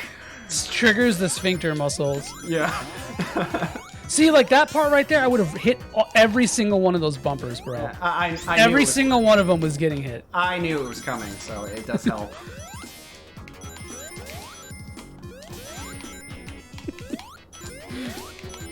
God, what's your favorite shield, by the way? Probably the lightning shield. The double jump is incredibly helpful. Yeah, I think same here. I mean, water shield, big brain too, though. I mean, it really depends on the stage. Depends on the stage. Some stages, oh right. Oh, okay. Well, all right, cool. Okay, now I got double shields. Oh god, oh fuck. Okay, yeah, we're not going that way. No. Oh god, oh fuck. I don't remember what's up here. We're gonna double check. All right, rings, more fuel for supersonic. Yeah, fuck that. Is it the same button combination in this? Just hold the. No, for Sonic Air, they just reassign. They reassign the jump button, the transformation button to a different top button, so that you don't accidentally use supersonic on accident. You can also take them off at will too, which is very nice. Oh, that's sick. There's 50 more rings. Yep, I gotta add to my giant pile of rings. Damn, this man being the Jeff Bezos of rings. Oh man, I'd have to have like 2 billion rings, like in order to start approaching that. 21 lives. I don't think I've ever seen that many lives in a Sonic game. I think this is pretty much just like further display of like why the live system is like kind of on its way out. Because like this is what happens. Like you'll either have a player that's extremely skilled, feast or famine. Uh huh. You either have way too many or you're like struggling. Uh huh. Because I'm never gonna need this. They're just gonna keep piling up because I don't need them. So I think a really good example of like a ramp system is Castlevania. Castlevania really rewards you like for knowing levels and for like just knowing what to expect basically. Right. So like, you know, you get you stick with a sub weapon that you like, and then you get like the triple, the thing that lets you throw out 3 weapons at once. And if you get that and you maintain it, you hold it through the whole game as long as you don't die. Are you referring to like Castlevania, like the classics, or pretty much every Castlevania game except, well, you know, not the Metroidvanias, but okay.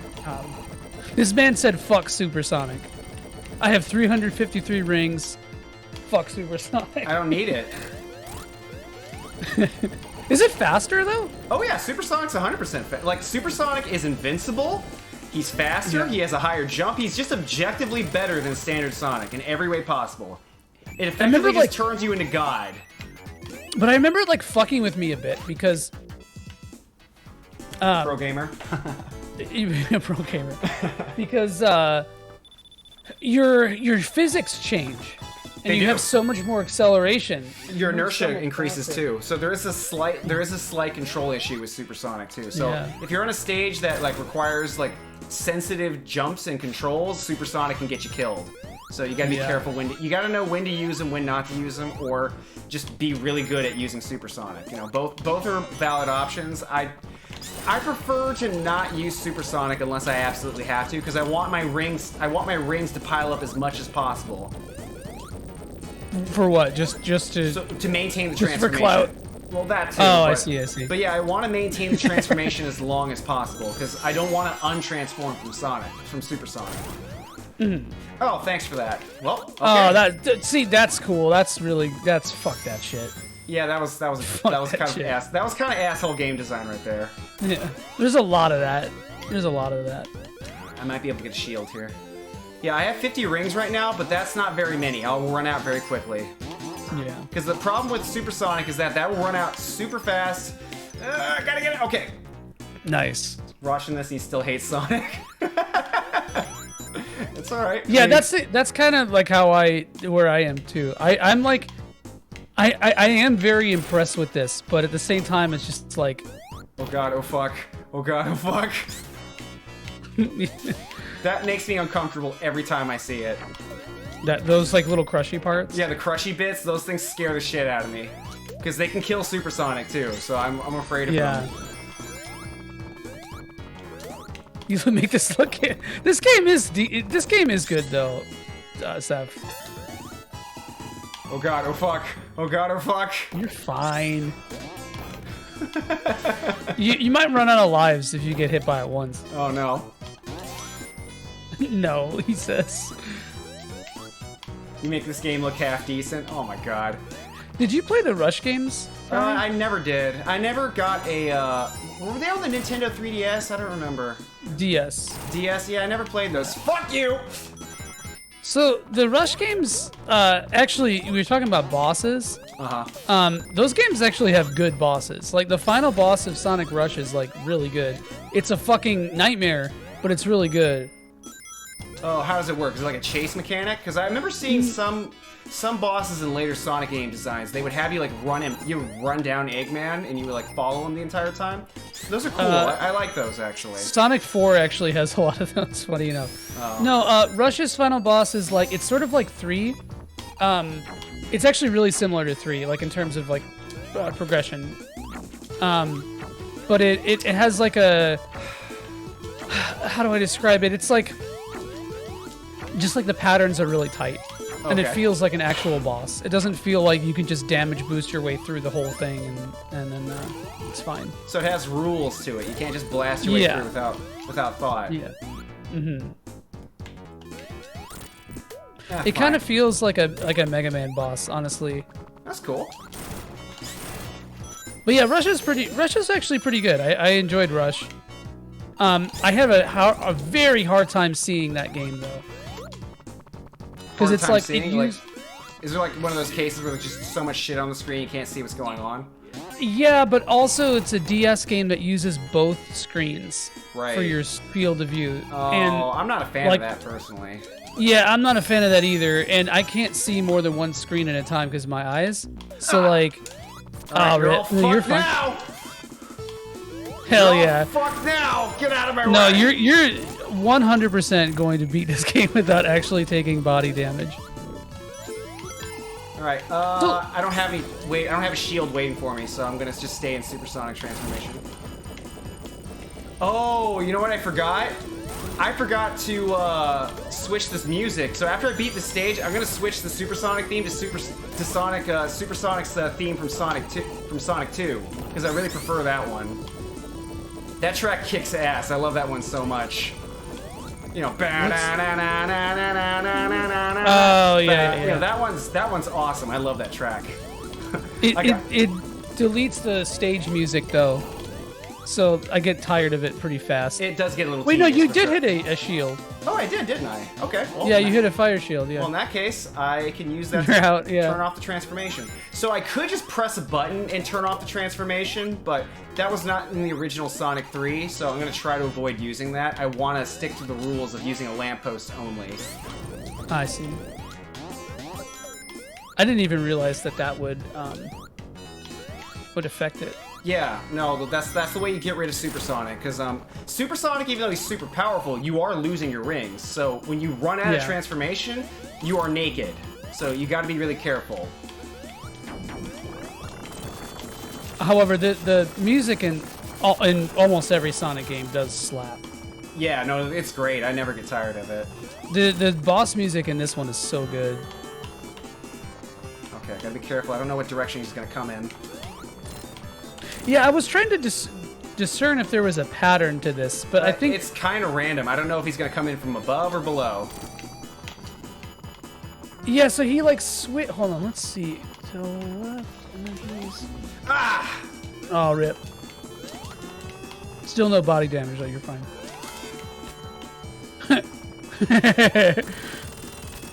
Tails got him. Tails do that? Tails' butt. Tails' Tails. Yeah, Tails' tails cause damage. I forgot about that.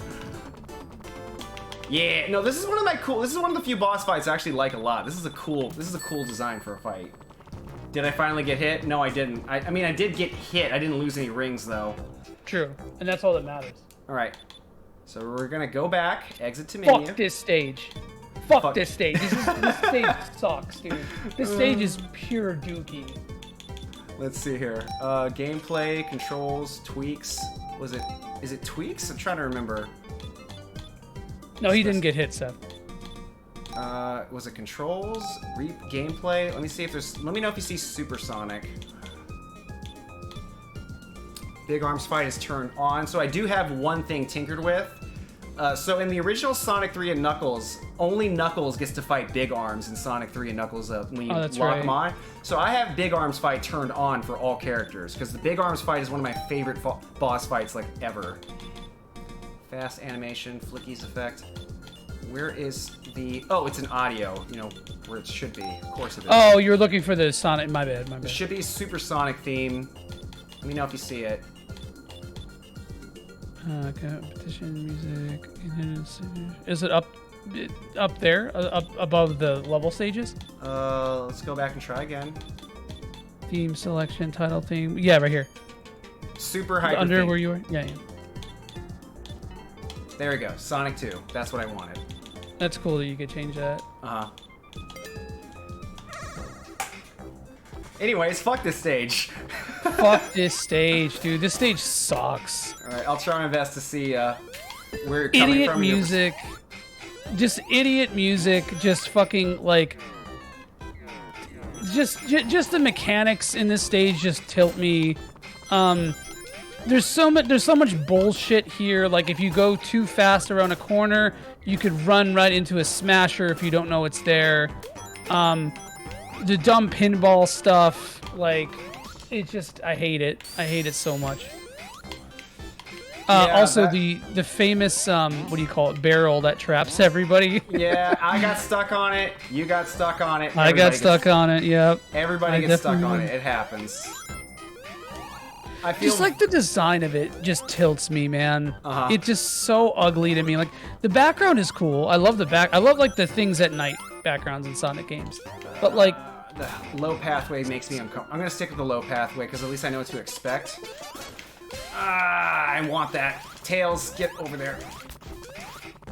God damn it. Get over here. I didn't realize you can do that. So, Tails!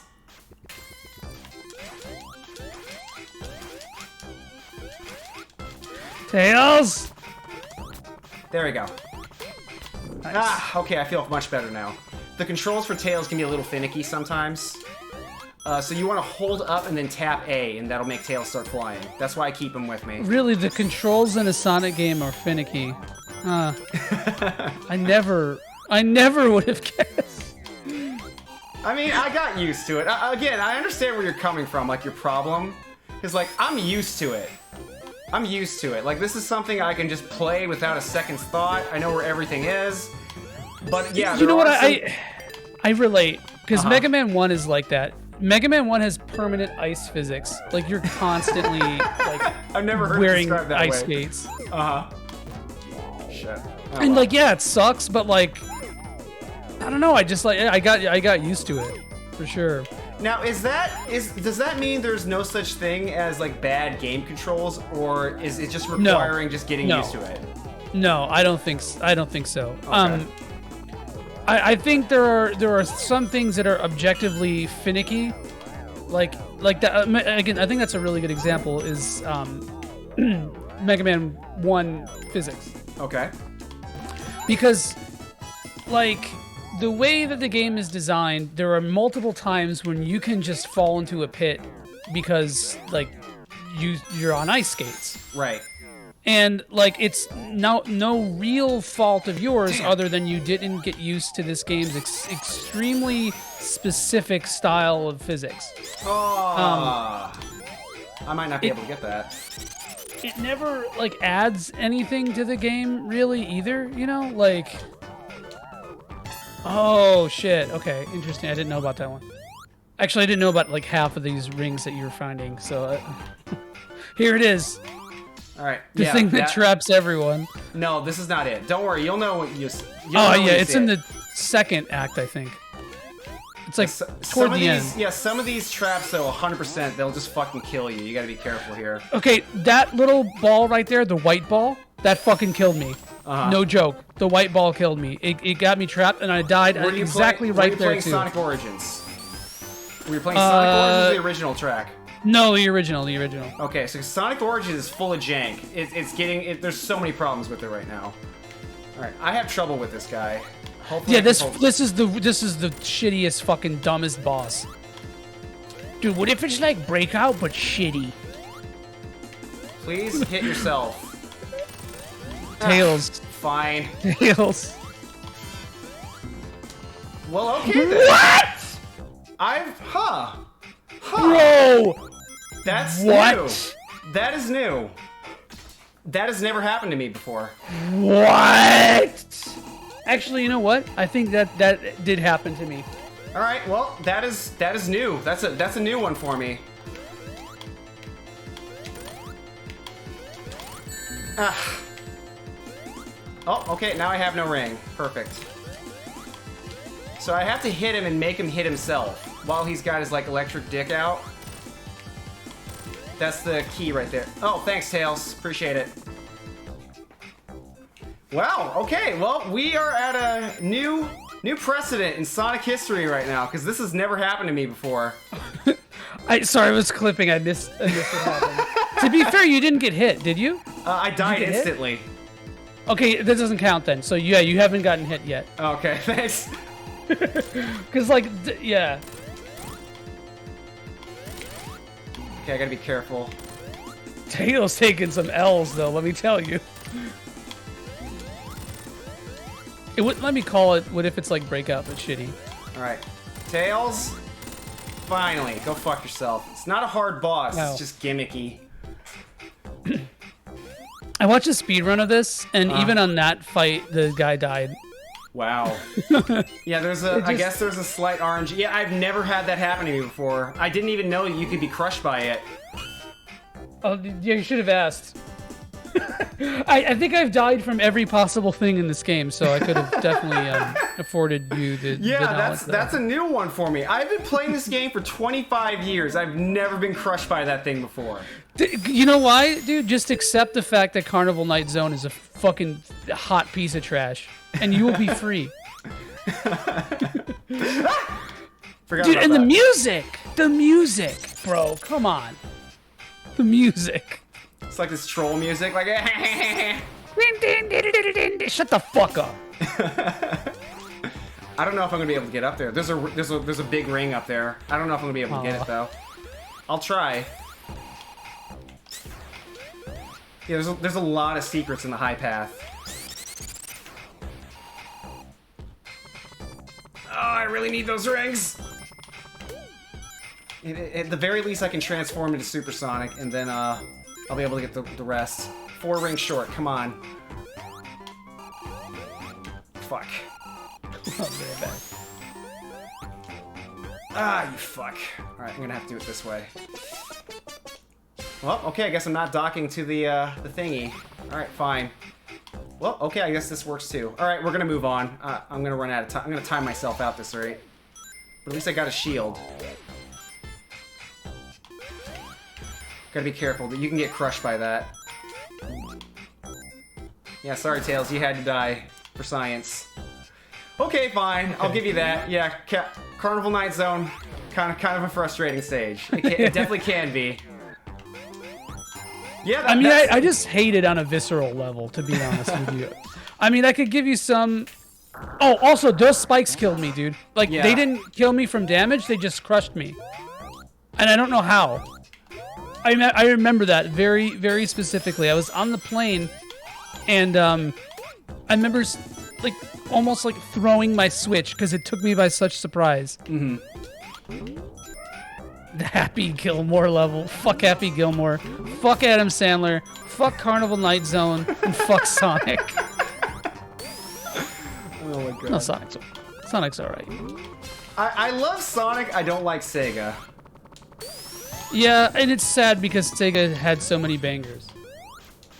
Yeah, like, I just kind of view Sonic like we lost the kids in the divorce, you know? We have a shitty parent that's just holding the kid hostage now. Yeah. I want visitation rights. I want to see my son, you know? But they keep hiding him away or holding him hostage. That's what Sega feels like to me now with Sonic. I just want to see my son. This is a trite question, maybe, but Okay. who would you like to see? Like, what developer or company would you like to see take the IP? away from Sega? I don't know. I don't know how to answer that. I know this is kind of a cheap shot to say I don't know, but I really don't know anymore because a lot of game companies that I used to think were legit, I'm worried about now. Like Nintendo, I don't trust anymore as a game company. Yeah, I don't think Nintendo would do very well with Sonic anymore. Uh-huh. So I don't know how to answer that question, unfortunately. I kind of wish I would see Christian Whitehead's team, man. Yeah, they would take good care of them, for sure. I like, because I feel like Sonic Mania, as good as it was, could have been better. Because Sega all it had back. to do was just not be a Sega thing. Like, if that game had like all original levels, or if it's like, if it instead had like a couple like visual throwbacks instead of just like almost complete level rips, it could have been like a fucking like 8 or 9 out of 10. Yeah, it could have been a perfect game. Like the thing is that frustrates me so much about Sega, the way they cannot let go of classic Sonic. They literally can't. They are incapable. How many times have you seen Green Hill Zone? You know, like it's too many. I'm sick of it. Like Sonic Frontiers, I legitimately believe is gonna be shit. I have zero faith in it. Zero. I think it's gonna be shit. I think it's gonna be okay. Because why would it be good at this point? Sega does not learn. They do not learn. They never change. They are incapable of change. Alright, this jump sucks. Because that's how you get crushed by that too. Yeah. I died there too. Don't worry about it. Like Sonic Origins got rushed out the door, alright? It did. Okay? If they're willing to do that to their flagship product, one of the greatest games in their franchise history, what makes you think they're gonna take the time to polish Frontiers? Of course they're gonna rush it out the door. Why wouldn't they? And guess what? Yeah, It's Sonic fans' fault. It's Sonic fans' fault because we keep fucking buying it. All right? Yep. We keep fucking buying it. We have no impulse control at all. We'll just buy the game. Doesn't matter how good or bad it is. We just do it. We don't care. Well, it's like it's such a hard thing because it's oxymoronic. You want the franchise to do well, and so you buy the game because A, you like the franchise, and B, like you want to like at least try it. You want to like support the thing that you believe could be good. Yeah. But like to me, it takes a lot. It would take a fucking piece of shit garbage game for me to not buy something in a series that I love. And I guess for me, that's not. I have a larger criteria now. Like I need more than this. Is the room, by the way? Yes, this is up, down, up, down. Idiot. There you go. Idiot part. It's a stupid idiot part. Yes, the game. 100%. The game did fail to teach you that mechanic. 100%. Especially if you could go through paths where you don't see those. That'll this also part kill killed you. me. That'll also yep, kill that you. part killed me. Yep, I remember that very vividly. That scared the shit out of me. Shit. Fuck Carnival Night Zone, dude. It's so bad. It's so bad. I hate it so much. That was a ring portal. I missed it. I'm sad now. It's okay. You only have 264 rings. Tails, go. I want 290. I want 300 rings. Give me 300. Hey, you got it. Why did I know that was gonna be there? Okay. Oh, they let you try again. I almost got crushed. I don't think I've ever been crushed by the bells before. That's a new one for me. Now I'm paranoid. So I have a really good example of like an idea, like a game or in a franchise that I really enjoy that I was very skeptical of. Okay. And it's Stranger of Paradise, Final Fantasy Stranger of Paradise. I've always wanted to try that one. That one looks fun. So the game is a fucking meme. Like the whole like premise of it and the presentation of it is a meme. And Super it's self-aware, all, like, right? No, it's not self-aware. I wish it were self-aware. It's definitely like a Tetsuya Nomura like he should not be given. Maybe he shouldn't have the creative control that he does kind of moment. But that being said, the gameplay of it is super solid, and it's honestly like a pretty good game for what it is. Funny enough, I was like very against a lot of the stuff it was doing with the story. of FF1, but at the end of the game, I like kind of felt myself feeling it, and that's kind of a sadness. Oh, a sadness. In a way, Why? It's almost like I was like. I feel like you should enjoy whatever you enjoy. You should not have like your own like. You should never have some kind of like rigid prescriptivism with what you think is good media, right? Right. If you enjoy something and it's not like overtly problematic or whatever, like there shouldn't be any like pretense. It should just be like, oh, I enjoy this. This is good.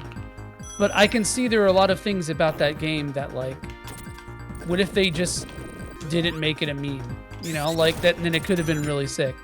But I still bought the game, and I actually ended up really enjoying it. So, you know, like in a roundabout way, it ended up being like a pretty good video game. And I didn't want to really support like Tetsuya Nomura as creative because I think, you know, in recent years, I feel like he's done more harm than good. I don't give a fuck about Kingdom Hearts. Yeah, his writing is so strange. I never. He's not a writer, though. He's not a writer. What a lot of people blame Nomura for is like a what's his name? Najima thing. Okay. Because he's usually the writer. So, but yeah, just he's like a Nomura is like more like the creative director / like concept designer. Okay. So, sorry, Nojima. Did I say that? I don't remember. Either way. So yeah, I didn't really want to support like the whole like let's keep giving Nomura projects, like, you know, like Final Fantasy is like it constantly oscillates between being dire and awesome. Like, you know, like when 15 was coming out, I was like, oh, I'm really excited for this. I played the demo, I really enjoyed it. This could be really cool.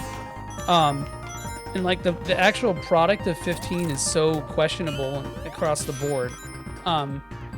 I heard very mixed things about 15. Like, it looks cool, but like in terms of its gameplay, it's very surface level, right? Yeah, no, the gameplay is really what kills. You know, a lot of people love to talk shit about like the story and the pacing or whatever, and yeah, that's not great. But like, to me, that's not the real low point of the game. What's the real low point? The gameplay. The gameplay is dookie. Like, what was the problem? Because I remember like seeing like people talk about Final Fantasy VII Remake, and the gameplay started to become really, really like overly simplified. Like, once you figure out the meta of Final Fantasy VII Remake, like the game just becomes really repetitive. You just throw out specials and you win, right? Yeah, I mean, I will say that I will defend FF7 Remake's battle system, though. I will say that, like, you know, you compare it to any other Final Fantasy, and I don't think it's, like, markedly different in terms of tactics. No, I don't need it. Yeah, you could. I do really like 7 Remake's battle system, though. Okay. See, that was my favorite part of that game, actually, was the gameplay. It's like, it gets a little over-centralized. Like, the hard mode was a little over-centralized. And the thing that, like, made it a hard mode is just, like, the inability to use items, which I think is kind of, like, I feel like that could have been better. Like, they could have balanced that better in some way. But no, I like 7 Remake's battle system. It feels like an interesting... Ah, crap. I messed up. There we go. What do you have? I spin dash the wrong way. There we go. Oh, okay. I didn't know if push it up. You need speed to push it up. Anyways, go on. I see. Yeah, I think that's all I really have to say. But yeah, there's a lot of Final Fantasy products that come out that I'm like, do I really want to fucking support this? But, you know, ethical consumption in capitalism is an impossible thing. Right. Because, like, even if like there was a Final Fantasy game that came out that had a bunch of slurs in it, right? People would still buy it, and, you know, my not buying it would not do anything to stop the brand, right? Yeah, like, that sucks. Like, when you like out of principle purchases or lack of purchase ultimately doesn't really matter that much, and that can be kind of like that can be kind of a mean-spirited truth you have to kind of just accept. Like, for example, me refusing to buy Sonic Origins ultimately doesn't really matter that much. Right. Because it's but still to you sold it like does. gang. But to me it does, because like I don't want to support a product that I feel is predatory. I don't want to. Right. And it sucks that I have to do this to myself, because I still love these games. It contains my favorite game of all time. It has cutscenes that for my favorite game of all time, and I just refuse to participate. But it doesn't really. My actions don't really matter that much, because it made a ton of money. You know, there was a really interesting conversation I had on my server earlier. Are you familiar with Diablo Immortal and Blizzard's? Yeah. Okay, so you know what I'm about to talk about. So, Diablo Immortal's servers reportedly make about $1 million a day. All right? $1 million. And the loot box system that they have for their game is disgusting. All right? Oh, yeah. And the conversation I guess I'm prompting right now is, do us as the consumers have a responsibility, a obligation to withhold our purchase from predatory practices like that? Yes. Or now, obviously, I'm going to say yes too, but like, but in essence, no. In the meantime, okay, let me finish my thought. Sorry. I'm being a little long-winded. I apologize. No, you're fine. That's my bad. But my point I'm trying to get to work towards is that like, people that fall for that sort of stuff are being preyed upon. All right, it's easy to get frustrated by them. But ultimately, they are victims because they have poor impulse control. Should they work on it? 100%. But should a company be taking advantage of that impulse that's very likely has no ability to modulate themselves, or very little to modulate themselves? Yeah. So that's a really deep topic, I think, because first off, you're operating under the pretense that like people are doing this because they have poor impulse control. Yeah. Rather than just something that they enjoy to do, right? Like, I believe you can play Diablo Immortal even with its predatory practices and play it in good faith, right?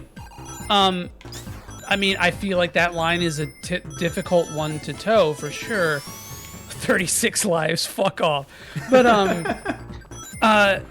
you know, I like, that's such an interesting topic because, like, yeah, it definitely, you're 100% right. It's totally predatory. Like, but I mean, this is a consumer media. Video games are a consumer media, like a very heavily consumer media. You know, video games have been doing that since arcades. Arcades, in essence, are predatory.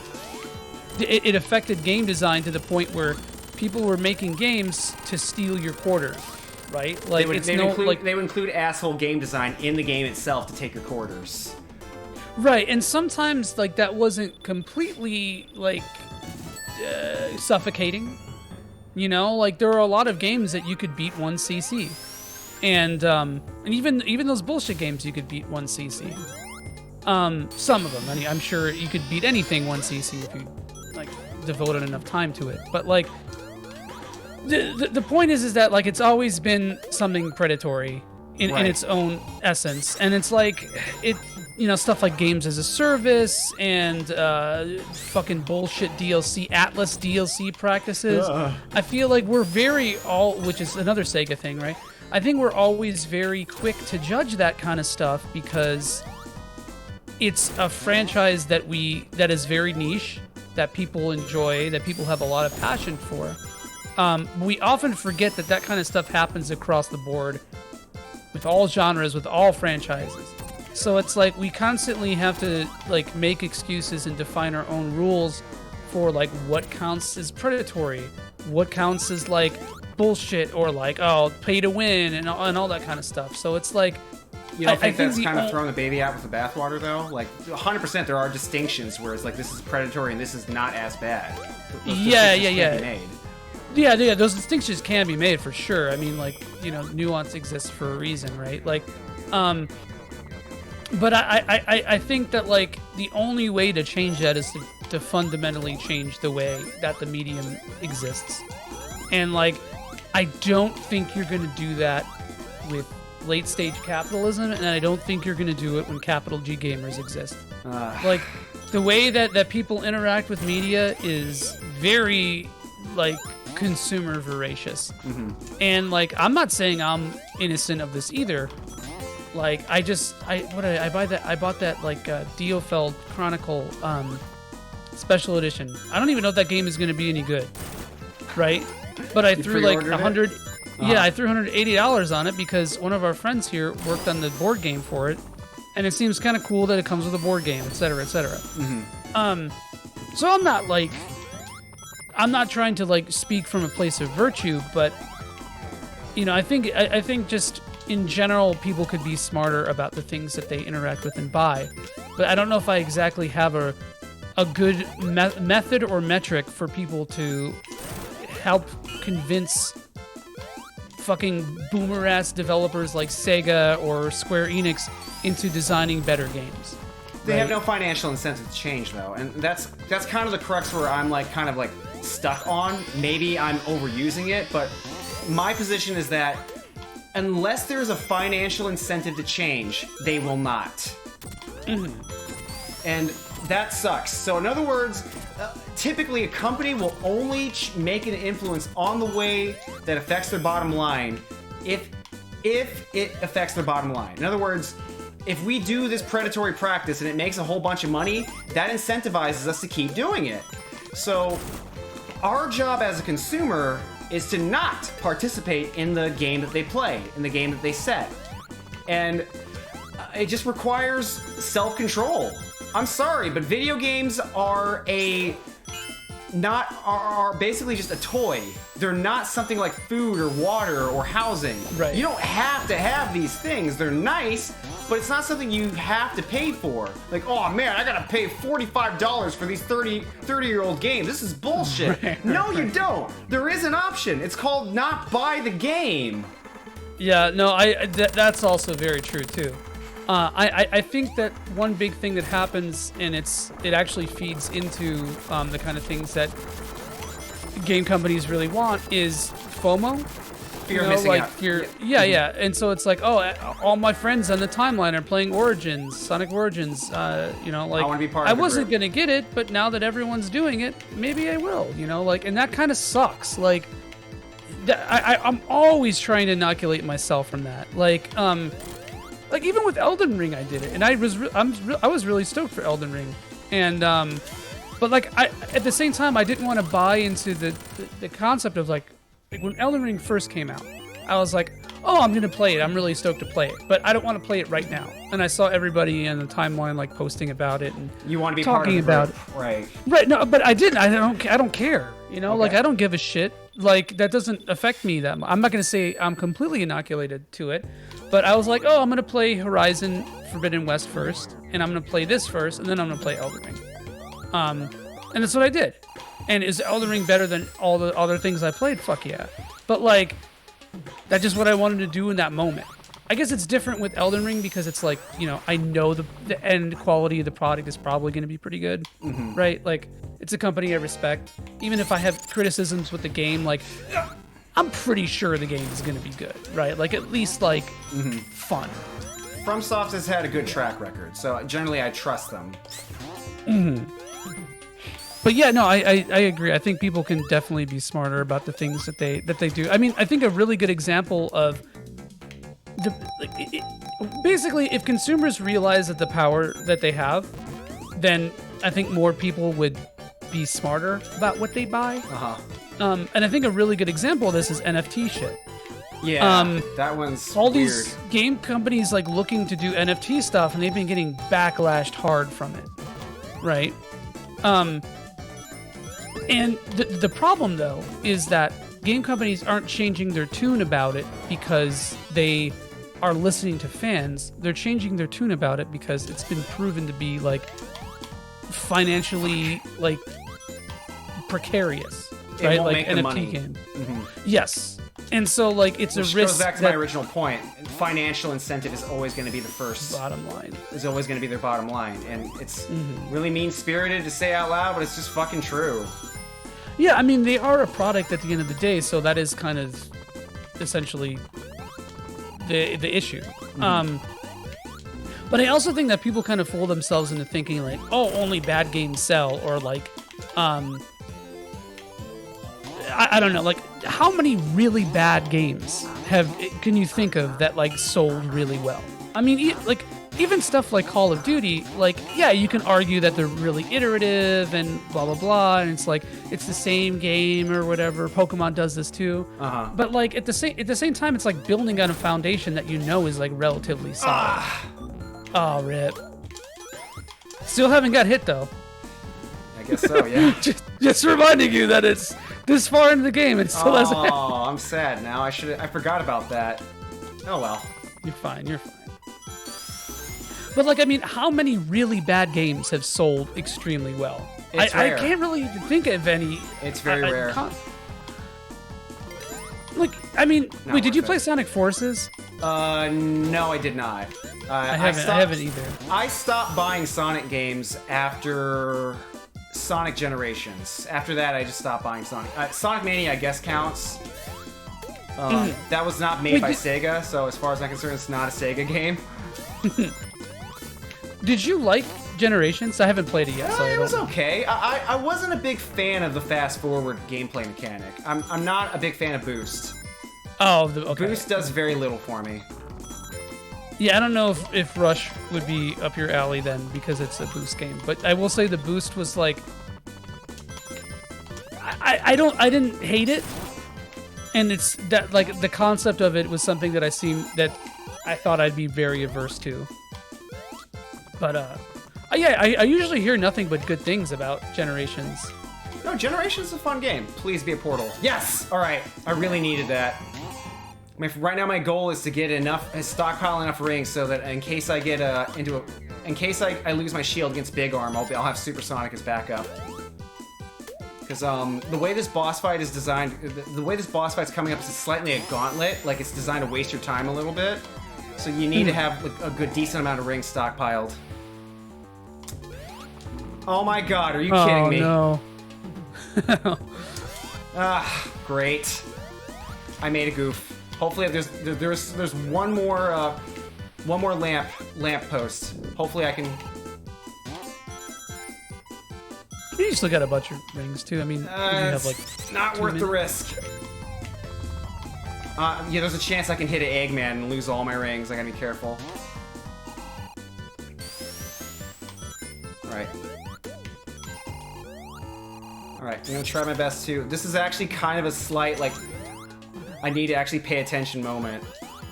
I don't have a bubble shield, so I'm gonna have to actually try to be careful here. Ah, are you kidding me? Great. Okay. Oh damn. I mean, yeah, Supersonic just puts him away, but hopefully I can do this without running out of Supersonic. But yeah, I guess the topic I've been kind of dancing around that I want to ask you is, like, in your opinion, at what spectrum does the consumer stop being responsible for predatory practices from gaming companies? And for some of my friends, or some people in my community, they argue that it should just be illegal, which, yes, obviously, these practices should be illegal. And we can't blame people for falling for it because it preys upon like, you know, impulsive decision making. I guess I want to know, is there like a spectrum on how far personal responsibility goes? A virtue says yes, but I don't know if the actuality of it is true.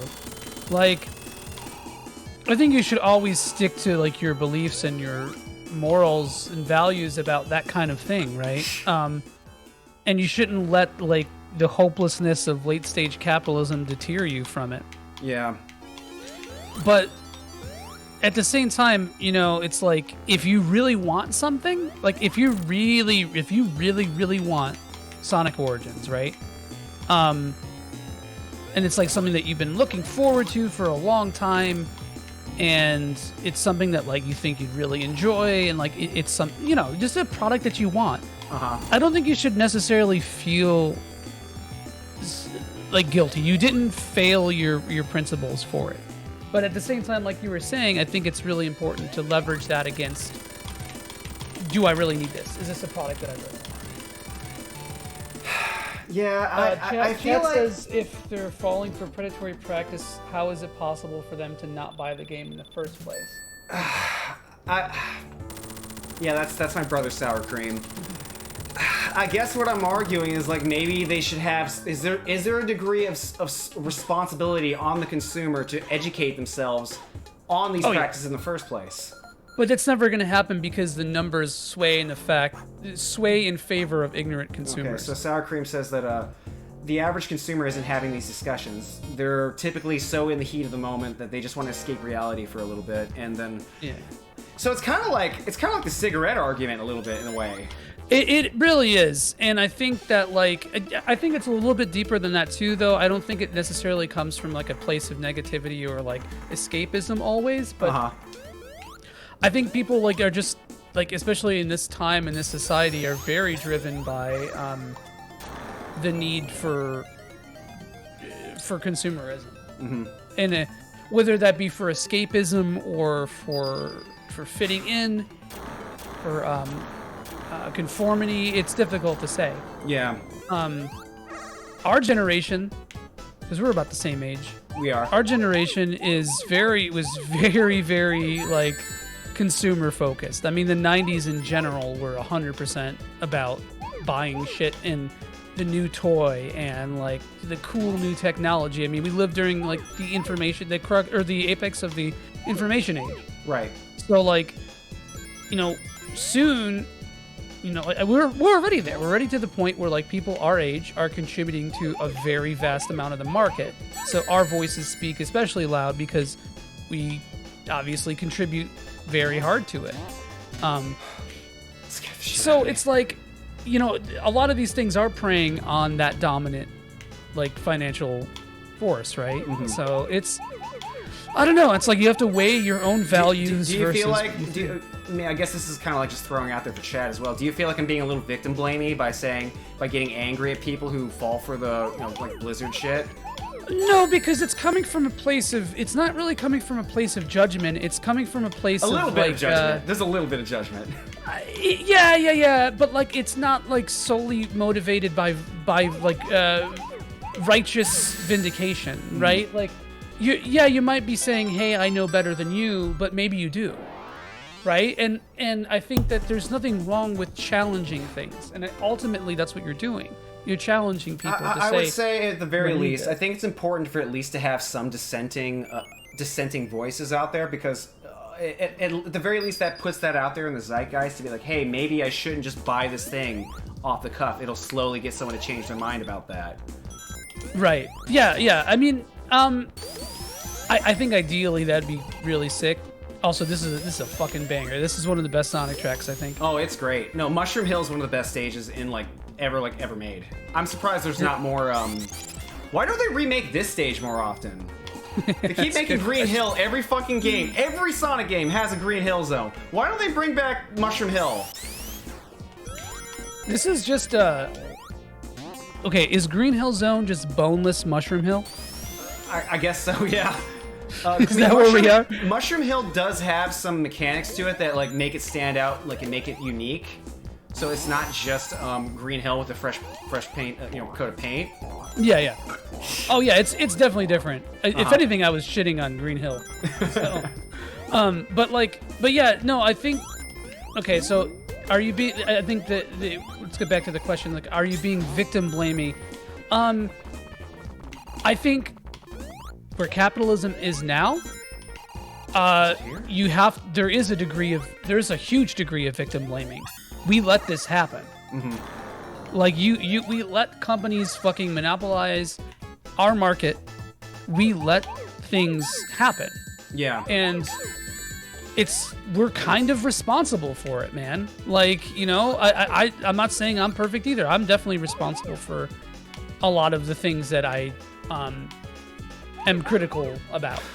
But so I don't think that I don't think there's anything necessarily wrong with like calling that to arms, to being like, hey, like fucking pay attention, listen.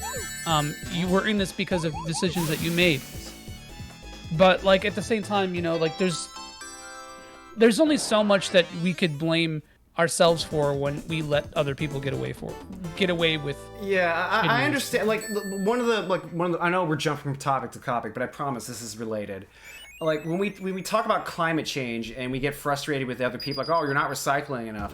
How come you're not? Why are you still driving a gas car, et cetera, et cetera? Companies do monumentally more damage to the environment than regular ass people do. Like 70% of total emissions come from companies. Right. So, like one person with zero waste, it has far less of a contribution on things than like literally like one fucking shitty office, right? Yeah. Ah, fuck. So I guess I'm relating climate change back to decisions in video games. Like they're kind of the same thing to a degree. Like there is obviously, yes, there is a little bit of a personal responsibility, but companies shouldn't be doing this kind of shit in the first place, and there needs to be regulations against that kind of behavior. Yeah, and chat says it's not your fault directly. Government let industries like these continue practice. It is our fault. Do you really think the government could ever control people like aggressing against them? Absolutely not. We buy that lie. You know, we buy the lie that we have no power. And really, let me get in my anarchistic soapbox. If you really want things to change, you fucking take it by force. And the fact that we haven't made a concerted effort to do that is exactly the fucking problem. And I feel like that's across the market. That's across, even with fucking video games, that's true. We let ourselves get fooled in the concept that we're powerless because we listen to this lie that like, oh, we have no control over the government. Yeah, of course you fucking don't. Your vote doesn't matter. Like, nothing. I think that you do... just for the record, I still think you should vote though. Oh yeah, same here. Yeah, I'm not saying don't vote. Like that's the thing. It's like that's, I'm not saying like, oh hey, just become politically apathetic. Right? Like that's not the case. Like you do what you can in the interim. Here's what I'm taking away from this conversation so far. Is what I'm hearing you say is that we have a lot more agency than we give ourselves credit for. Way more. Way more agency than we give ourselves credit for. And the thing is though, is that using that agency is terrifying and scary and a lot of work. It can be. And right, and I mean it is. Like, there's no way to change systems like this in place. You're not gonna change. We can't even fucking make companies realize that, like, you shouldn't use predatory practice in your fucking like digital toy. Right. How are we ever going to like change anything else? So it's a rough middle ground. Like in the meantime, you can be like, hey, yeah, I'm not gonna support this thing. This will help. Other people. Oh no! Oh no! Damn it! I tapped and it delayed. Yeah. Damn it! There it was. The first and only L this entire stream. My first L. It finally happened.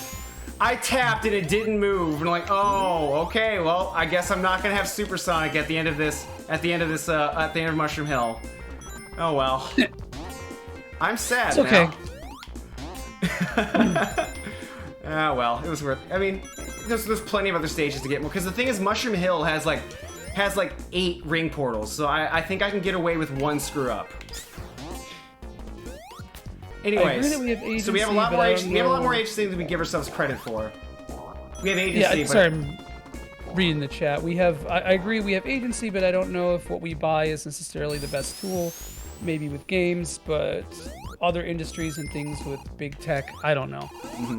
Yeah, I mean that applies to literally anything. Like we let big tech do this to us. Like it's just the way it is. Again, I'm not saying that like it's completely our fault or whatever. But you know, like things aren't going to change if people just blame a system instead of trying to fucking infiltrate or destroy the system. Yeah. That's just no. I understand where you're coming from. Like it's a piece of logic I think that applies to like modern society. Ah, damn, that pissed me off, man. I missed a turn. I knew it was coming to. You know what the worst part is? There's another map. There's another Emerald map coming that 100% does have a slight RNG factor. and it will screw me over. There is a chance I'll get screwed over. So I'm a little worried about that one. Well, you get a lot of opportunities for it, don't you? Yeah, I just don't want to miss the window, you know? I believe. I'm not gonna blame this conversation either. That was totally like I had that under control. It just dropped the ball. I mean, there. the fact that you're even able to participate, let alone like be like a guiding voice in this conversation, is like seriously impressive to me. Well, I appreciate while playing this game. Again, like my brother's in the chat right now. He can tell you. He can tell you too. I played this game since I was 6. It's in my DNA. I can just play it. I mean, I'm not perfect, obviously. I make mistakes still. Oh, that was a little scary. Okay. So this is a good point too. You're saying, going back to the gaming thing, countries like Belgium and Netherlands have banned random loot box items in games, so government regulation, when properly mobilized, is a good approach. Yeah, I think that there are definitely systems like in places of authority in government that could have an impact on stuff like this. But there are two things about that, right? Like, one, is it going to happen? Probably not, because think of the people who benefit from these kind of things, right? You don't think that's a little? You don't think that's a little defeatist? No, it's not. I'm not saying it's defeated. I'm not saying that in a fatalistic tone, because it's like I said, I was just talking about why we do have agency. But at the same time, it's like you have to consider what your views on like a free market are, right? And so often, like, do I hear people push like these kind of more socialistic approaches, like, oh, government should regulate this kind of thing and blah blah blah. But like, you know, that whole concept comes from like the concept of a free market. And I think when you start to put what do you call it, like restrictions on something like that, it starts to defeat the independence of a market.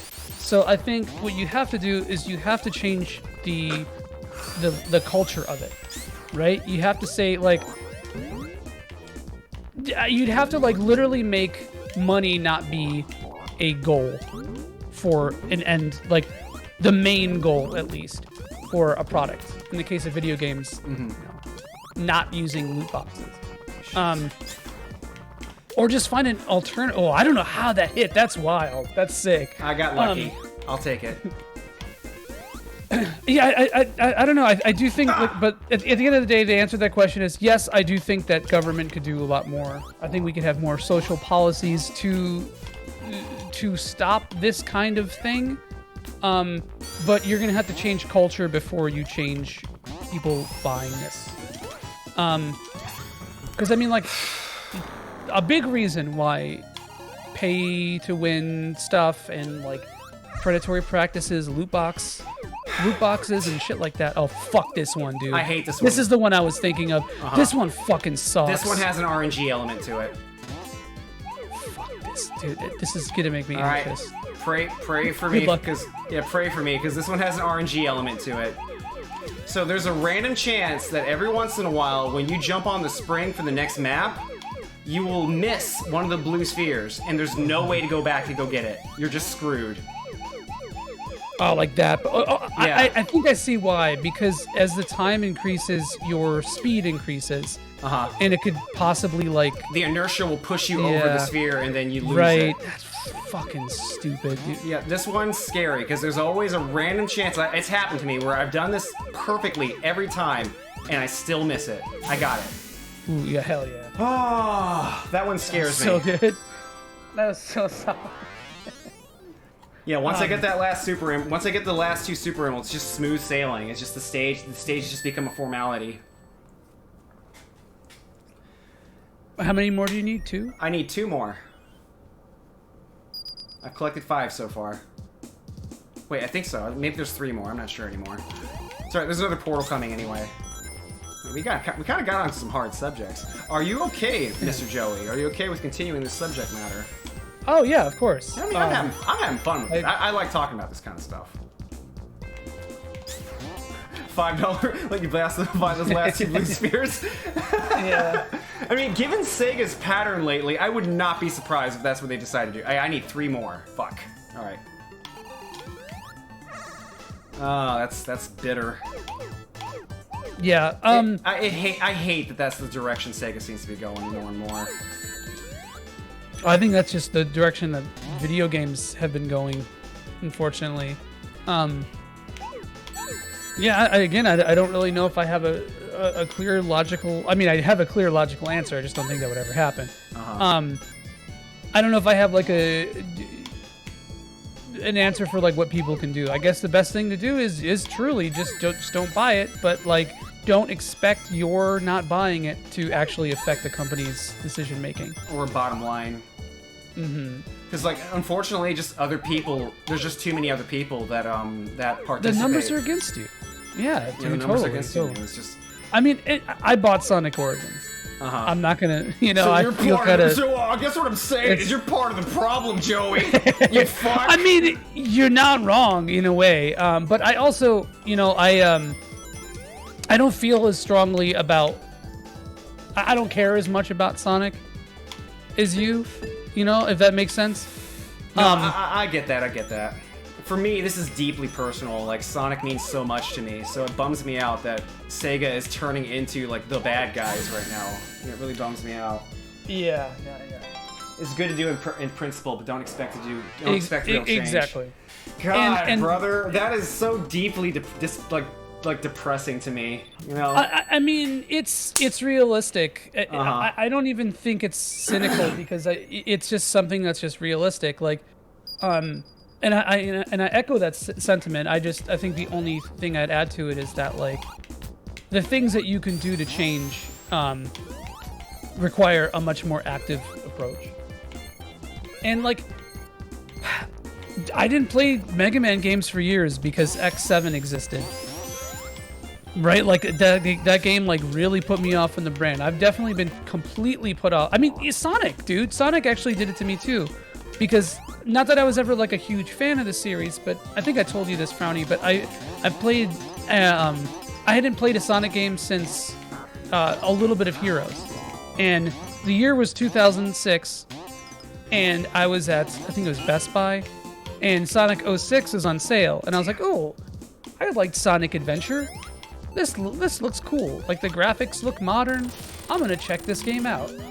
And like literally 20 minutes into the game, I was like, "This is an enormous piece of shit." Yeah. That I'm playing, right? And that's the reason why I haven't played Sonic games for what is that? 16 years? Wow. A while, huh? Yeah. So, like, but I mean, what good does I mean? Obviously, me not doing that doesn't affect anything. Like that's not gonna. That's not my not buying any Sonic games. Just from the numbers. The numbers are just not there. Right. The numbers are not there. And video games are a tribal thing. People are always going to flock to the franchises that they love, and there's always going to be an obsessive or a compulsive element to video games. Right. I don't mean that in like you call it like a video games are destroying the youth kind of way. But it just, it attracts people that have those tendencies. Now this stage is fucking, ooh, this is a good stage. I love this one. It's a lot of fun. The music's so good too. A hell of a drug. A hell of a drug.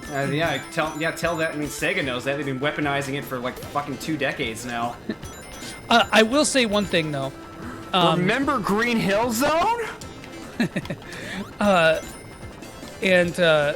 I'm calling you out a little bit on this, Frowny. Okay. Remember, you have emulation at your disposal, and it is a very easy thing to get into. If there's ever something you want to play but you don't want to support, you can download, you can steal, you can pirate. You can perfectly legally acquire these games right now. Perfectly illegal. Like hypothetically, those are things that you can do. But like, I mean, just in general, like, emulation is practically, logically, and like in practice, I guess I said practically, the best way of game preservation, right? It is right now. And if there's something that you want to play, I mean, there's exceptions, right? There are some games that don't emulate well. There are some games that, like, maybe you'd prefer to play in original hardware, or maybe you want a remaster of, etc., etc. But, like, it's just an option, and we constantly forget this. You know, like, you're playing this game. This is agree. Okay, so constantly forget. I'm sure there's a lot of people that are aware. Most people are probably aware, especially gamers, are aware of the option to emulate. Speaking as a guy who enjoys computers but is not so great with them, I think the intimidation of just not having the thing ready to go for you in the form of a console is very intimidating. So what they end up doing, on you. I get that, but that also means that the option to emulate also becomes bottlenecked away from certain demographics that want to give that a try. I mean, some will push through, some don't. Most don't, I would say. Yeah, I mean, I'm always astounded that, like, I know so many people who play games and love playing games and whatever, but just, like, especially older games, but don't emulate. And it kind of surprises the shit out of me. And every time I see it, I always try to push people to do it. Because if it's something that you enjoy, I mean, if you don't enjoy it, like, who cares? Nothing I say is going to change your mind anyway, and it doesn't matter. Right. But, like, what's a really good example? We're talking about Live Alive or Live Alive or Live Alive, whatever it is. The Square Enix game that that's getting a remake in like 2 weeks, and it never came out in the U.S., but it has an English patch. We were talking about that on another stream, and my friend was like, "Oh, I never played it. I really wish I would have played it. I don't know if I'm gonna like the remake." I was like, "Bro, just literally open up RetroArch, Google the name of the game, and then load that thing from Retro. It takes 2 seconds." Thank you, Solstice, for that lovely sentiment. That's extremely helpful, Solstice. Thank you. Live alive. I can't read the comments. I'm too distracted right now. Live alive, live alive. I think it's live alive. I don't know. One of them. This is an interesting boss, but it's like poo butt ass easy. Yep, just have him hit himself. Wait, there you go. Oh, I guess to be fair, the first time this happened to me, I was like, what? Like, oh yeah, as a kid, I probably died to this. This caught me off guard completely. But yeah, I mean, like, and like, just that concept didn't immediately, like, hit him. He wasn't like, oh, my brain hurts too. I guess I could do that. I guess I could just play the game and see if I like it, and then maybe buy the remake, maybe not. At least, like, you're engaging with it actively. Right. And, I mean, you were talking about how you said that you were slightly judgmental or sort of victim blaming people who don't. A little bit, yeah. A little bit. I'm willing to take responsibility on that. I am a little bit on that position, just a smidge. Right. So I think I'm gonna reflect that same criticism to you. Like, if there's a game, like, I mean, I guess you're technically emulating this game, right? Because this is, yeah. So this is. Because I didn't want to support Sonic Origins, so I went out and got this. But even something like, we'll use Resident Evil 6 for example, right? Okay. Like, maybe this isn't the best example, but it's here because that game is cheap as fuck anyway. Whatever. It's not like Capcom is making bank off of it now. Whatever. But like you said, you never played it. I did not. And right. So it's like, it's not hard to just download Resident Evil 6. You know? Yeah, and it's I understand where you're coming from. Like, if I really want to play it, I could just go out and just go get it. There's nothing really stopping me other than myself right now. Mm-hmm. And I encourage anybody to say, like, if you want to play something, don't let like a slight inconvenience stop you. Especially if gaming is a major hobby of yours. Like, if something that you value is playing new things and trying new things, you have a lot of options to do that, legal and illegally. Because technically, it depends on states and areas of the world and blah blah blah. But like, emulation is not illegal most of the time if you own the game and you rip the thing yourself and then you play it, right? So just that's what you're doing, man. That's how I emulate. You're just getting access to the same product that you already paid for.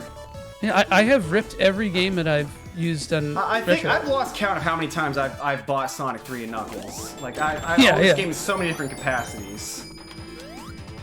Yeah, I have it. I have like the cart. I have Sonic Mega Collection, Origins. I think I have like an Xbox Live digital version. Is that right? Did they make that?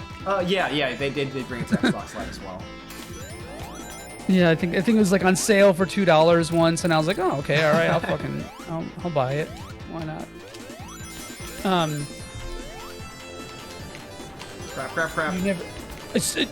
Seth, I'm trolling, dude. I've only done that once. I've only ripped one game. That's so much work, man. That's too much work. I could have gone for it, but I'm scared. I died there as well. Yep, you get squished by that sometimes. So my brain's subconsciously holding back.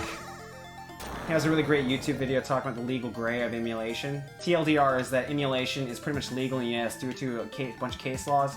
But ROMs are it depends, but so probably not. You know, if you've never seen Neural, go check out Neural. It's a great YouTube channel.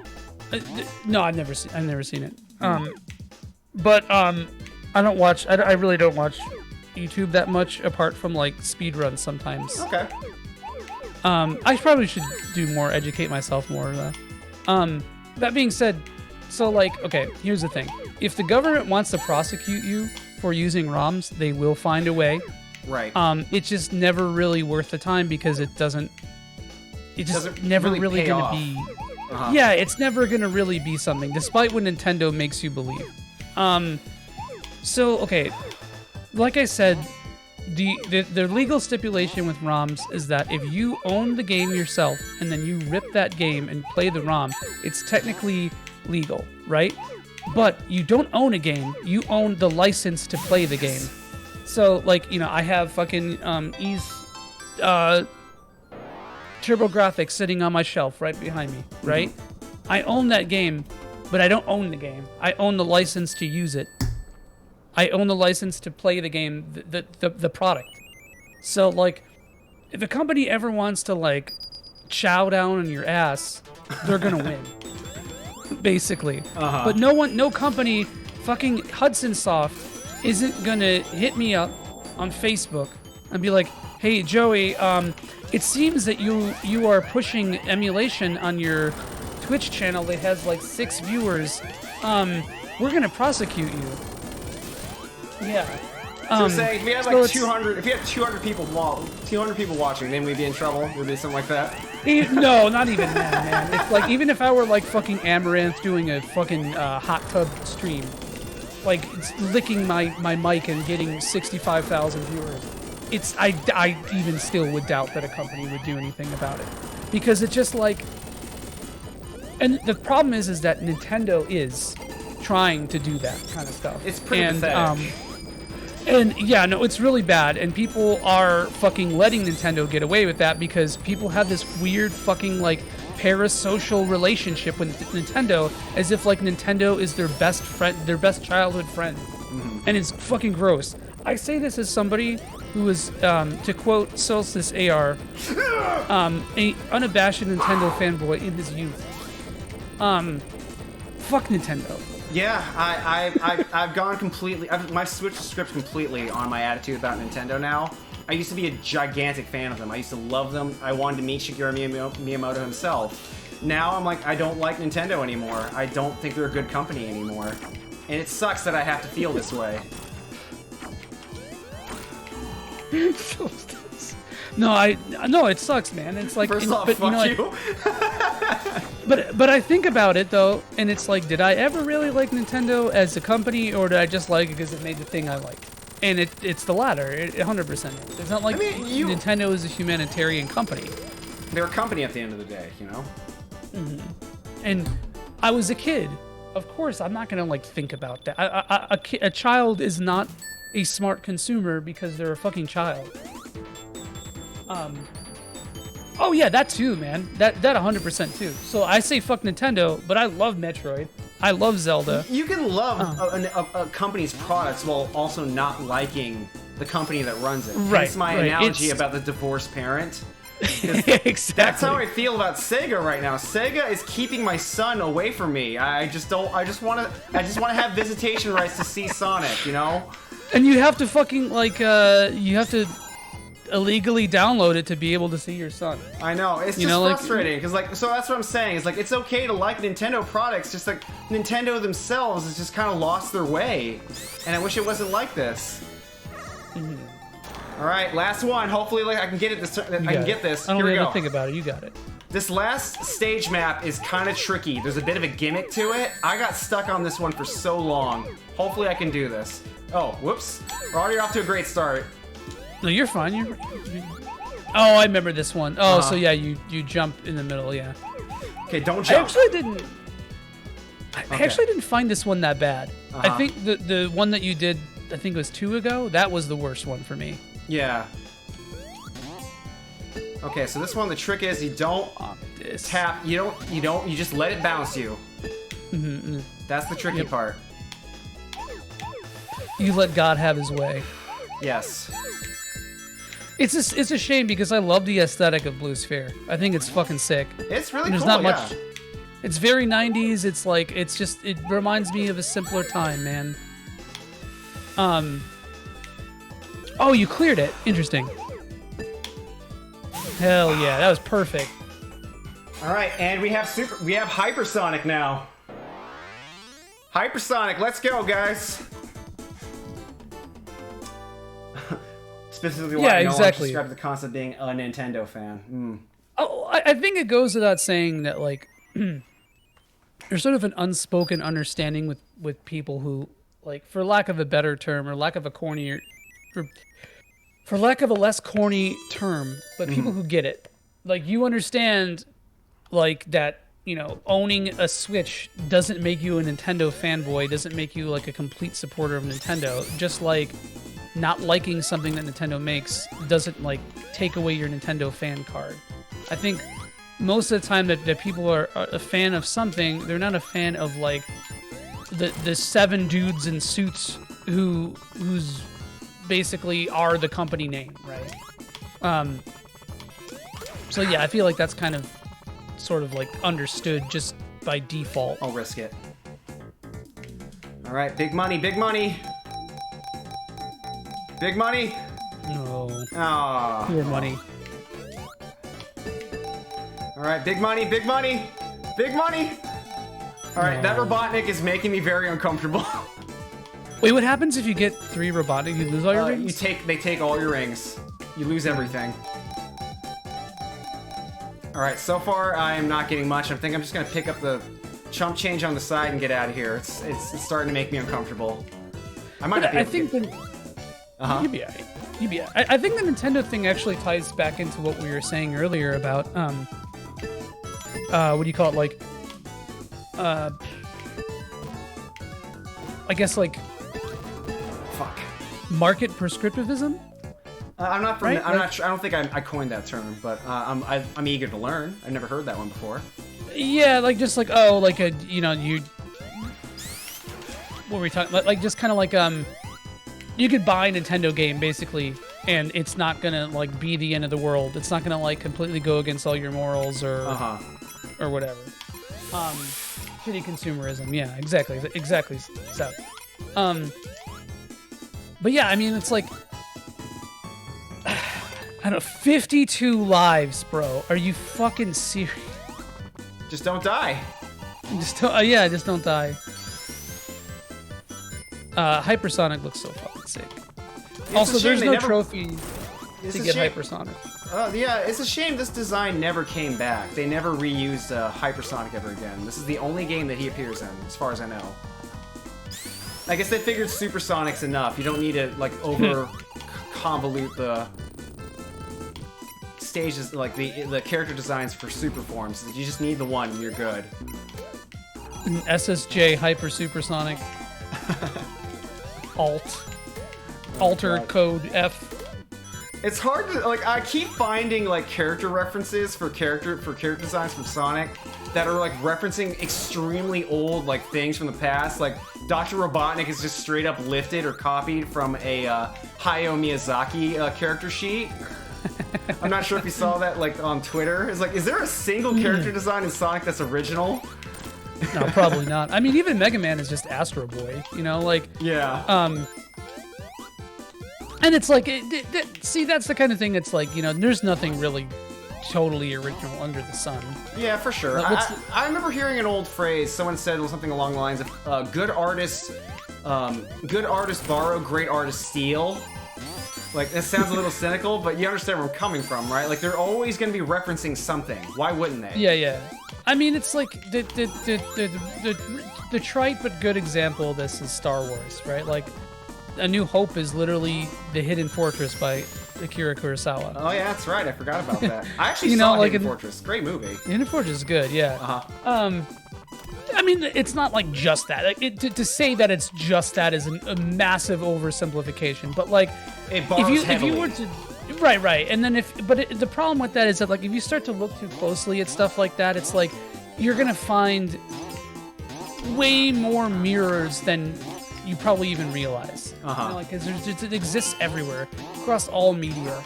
I mean, that doesn't mean that you shouldn't be aware of that kind of thing.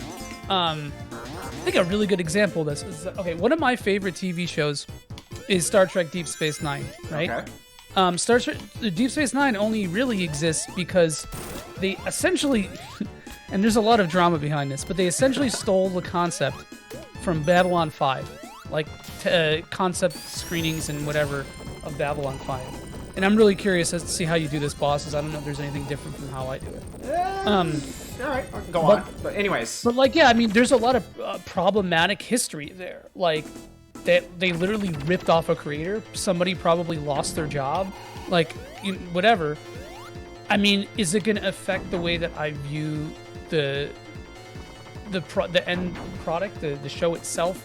Critically, no, but it's going to affect the way I view it as like how I respect it as a product, if that makes sense. Right. Like, it's like what it did, like market-wise or like reputation-wise. I did not know you could do that. I always bring it into the sand. That's so weird. Huh. Big brain moment. Huh. Interesting. Also, Sandopolis is the best song in the game. No, the second stage. I remember when I was a kid, this stage scared the shit out of me. Like, this stage scared the shit out of me. Like, the ghost always spooked me out. But now this is becoming one of my favorite stages, simply because it's just something really unique and unlike anything else in the game. There's nothing else like this in the game. So Sandopolis really grew on me. Problem? Huh? Are the ghosts even really a problem? It depends. It depends on the player. Like, the people that really I don't think like... I've even been hit by one. It depends on what you play. Like, for example, Knuckles. When you play as Knuckles, yes, the ghosts are a problem. They spawn way faster. And keeping the lights on is way harder as Knuckles. So yes, they are actually a threat. Slower? Because you're slower, and the way the stage map is designed makes it harder to get to a lamppost. I see. So the game just punishes you more. You have to be really on your game to avoid getting haunted. Ah, fuck, I missed it. I do always forget where to go here, but like, I don't mind this stage really. I'll take 7 of these stages over fucking any casino or carnival night. Yeah, so I want to stay on top of these. That's very important. But thankfully, they're so plentiful, it's never a problem.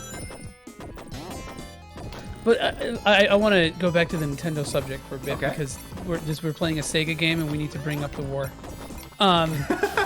What about Nintendo has like pushed you away from them? So for me, the big cutoff point for me was like towards the Switch era when Nintendo started started issuing like DMCAs on like just fan content. And when they started issuing DMCAs on like just uploaded music that are never a problem for other companies. Yeah. And when they just started doing like really petty shit, like little baby things that nobody would care about. that's when I really started like noticing, oh, Nintendo is, they're jerks. They're archaic, old, out of touch. They're an old, out of touch, archaic company. When they started shifting away from who was the original head of Nintendo, Japan? Iwata? Iwata, thank you. They started shifting away from Iwata's attention for the company. I really started to notice, like, oh, I feel like Iwata was like the heart and soul of the company, and when he passed away, they really started to lose their way. They started becoming more and more anti-consumer. It becomes really noticeable. Mm-hmm. Yeah, I think that's fair. I think I probably agree with that as well. Like, I do also think that Nintendo has always been a problem. No, I've heard that before too. Like, they've always had these kind of scuzzy, like, practices been going on in the background, but like it was either Iwata like holding him back, or I just didn't notice because I was younger. It might have been both, man. Honestly, That's like okay. I mean, like, one of the biggest reasons for me as a kid is just like I loved Nintendo because it was like the first thing that really like resonated with me. You know, like Zelda and Final Fantasy were like the first two games that I was like, and Mega Man were like the first three games I was like, oh, these are fucking amazing. I love this so much. This is like what I want video games to be, etc., etc. And so like Nintendo, because of that, has always been like at the has always been at the top of my, I died there, by the way. has always been the top of my, like, the company I most want to succeed, and the company whose products I usually go for first, or at least it sort of was like that until maybe like the Wii era. But I don't think I'm supposed to. But yeah, so it's like. Yeah, I think they've sort of always been like that, but it's just, it was easier to ignore, or it wasn't as pressing, and I do think it has become much more dire in the past couple years. Yeah. Because it's starting to affect more things that you personally interact with more. Like the quality of their products is also starting to take a huge nosedive too, and that's another thing that I wanted to like, maybe I needed time for the subject to simmer in my brain, or it's because I'm juggling Sonic with this conversation with you. But like, the quality of their products is also starting to like dilute tremendously. Like, you would look at their old game products, and they, like, you used to view Nintendo products as like very premium, very well made, very like includes a lot of content. A good example is Animal Crossing. Animal Crossing like had so many different like available different like types of houses that you could get furniture for. You could there's a lot of different events. Like the equipment that you could get throughout the game would last forever. Now they have, like, in Animal Crossing New Horizons, there are significantly less like items that are available to get that the previous games just provided for free. And like the DLC for Animal Crossing just seems to be compensating for that when it should have been in the base game in the first place, you know? Yeah. No, I feel like that too. Like, what's the fucking the cafe, right? Wasn't that DLC? Yeah, exactly. Stuff like that, yeah. And like, okay, so I think games as a service are fine as long as the company is upfront about it. Because first of all, I think companies are starting to realize a lot more about crunch. They're starting to be more aware of that, and like I get it. It's harder to ship a full, complete product in this time because there's just so much more that goes into video games. So like, I don't think like a game like Animal Crossing being as a service isn't as big of a deal to me as it would be for, like, I don't know, like Final Fantasy 16 or for what it actually was for Final Fantasy 15.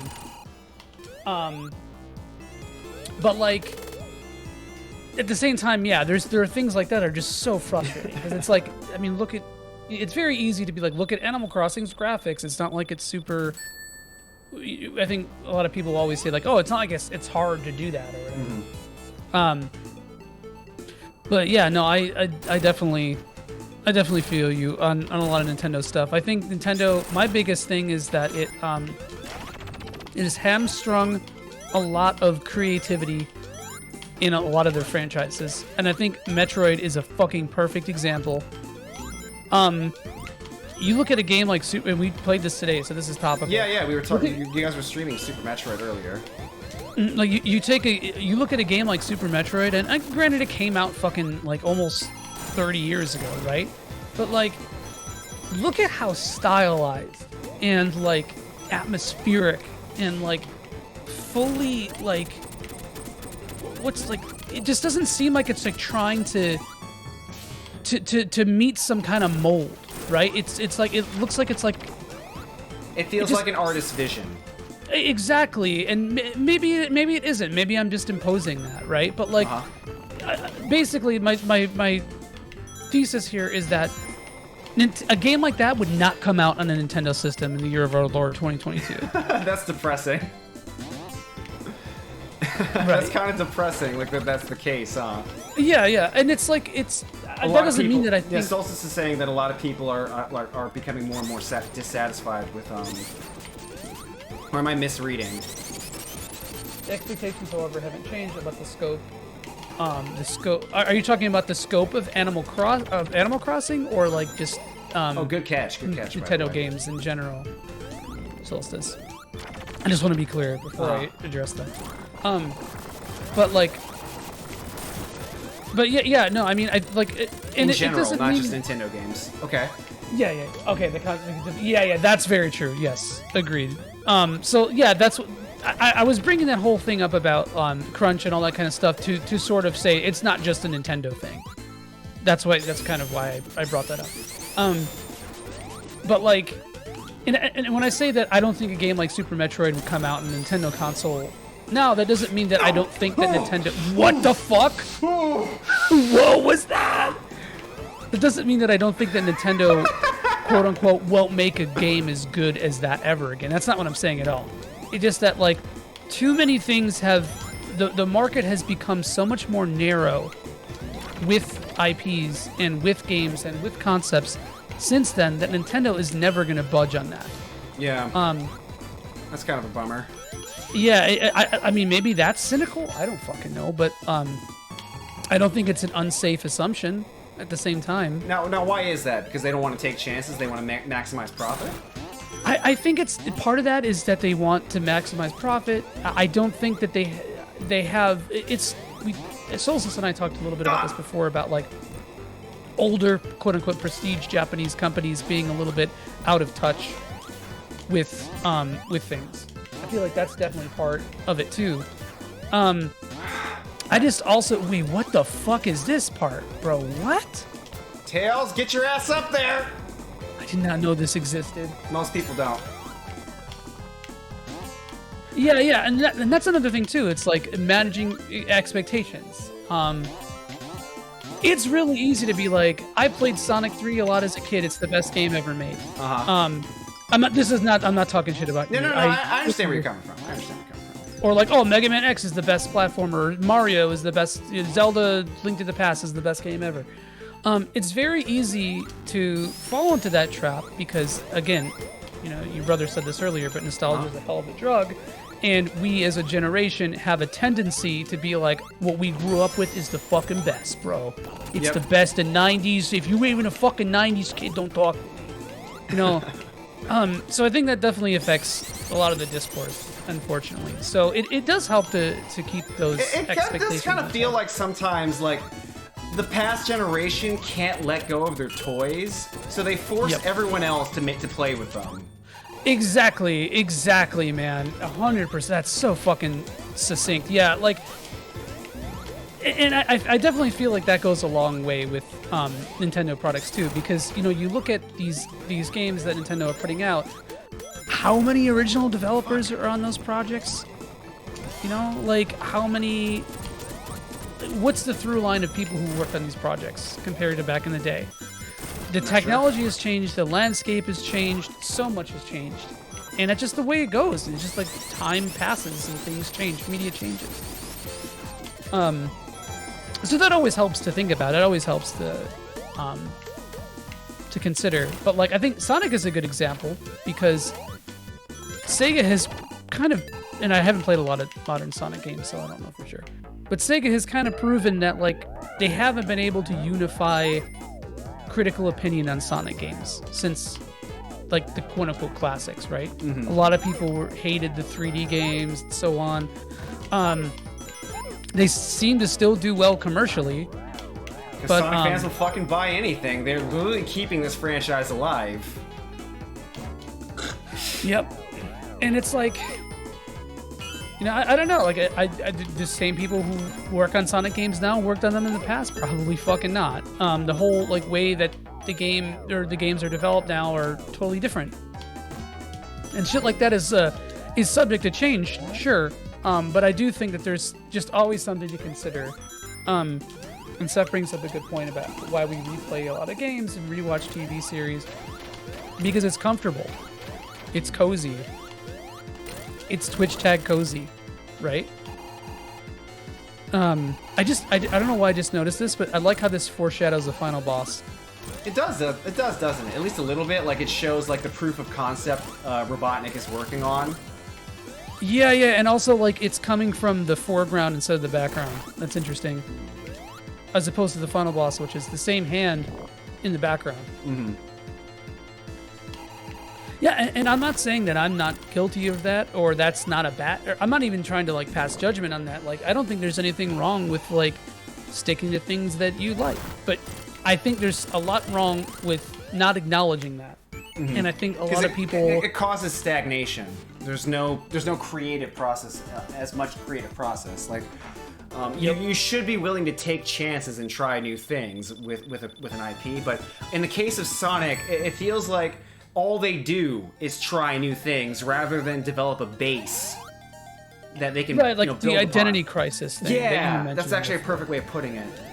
It doesn't. Yeah. To this day, I still cannot tell you what a Sonic game is supposed to be in terms of like the 3D games. I don't know what they are supposed to be because they keep changing. It seems like they're really like trying to nail down the boost formula, and I don't care for it personally. But if they keep working on it, all right, fine. Just work on something. That's all I care about. I can't go in that way. That's Knuckles only. Yeah, I agree, Seth. So I think the thing about Mario is that Mario is the same thing in concept. It just works in different gimmicks.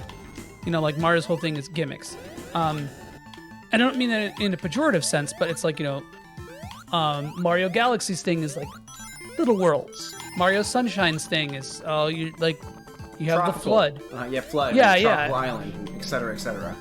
Odyssey is like a lot of shit. You know, a lot of shit, a lot of like varied environments, blah blah blah. But there's always like all those games still have a core formula of gameplay, though. Mario still roughly jumps exactly the same in all those games. So I understand where you're coming from, but 100% there's still a base gameplay that they fall back on. Yeah, and Sonic doesn't really have that other than like you go fast. There's no gameplay in the 3D Sonic games that always go back to like. There's a really great adage with like writing, with like science and writing. Like I don't remember who said. I think it was Neil deGrasse Tyson. He said that if you want to put science in your show or in your writing or in your fiction, get the science right first, then distort it.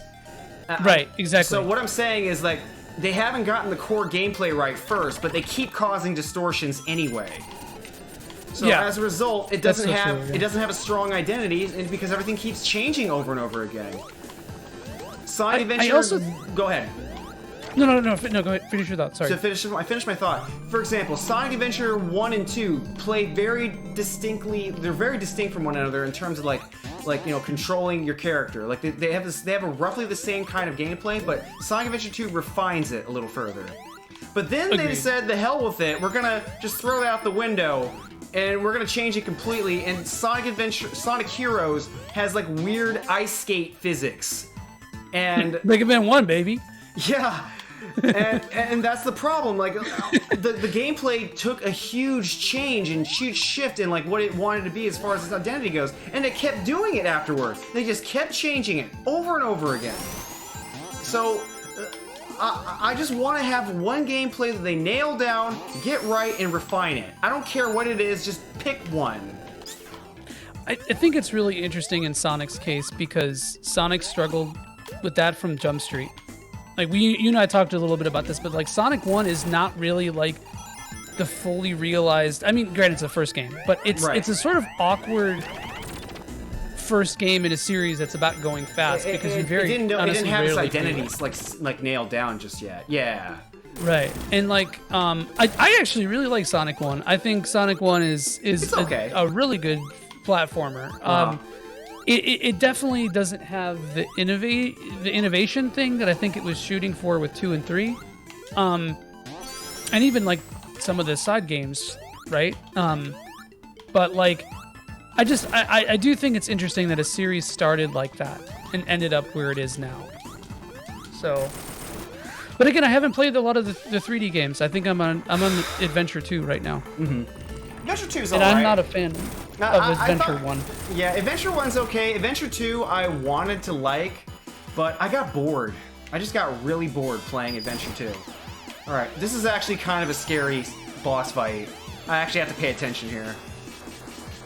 So, this is one of the few boss fights you don't want to have Hypersonic activated. You just move too fast. Yeah, you move too fast, you need precise jumping, and there's bottomless pits everywhere, so you want to try to maintain base Sonic.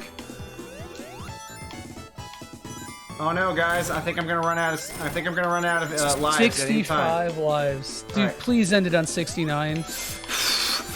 Please. Okay, that's the scary part. We just got the scary part out of the way.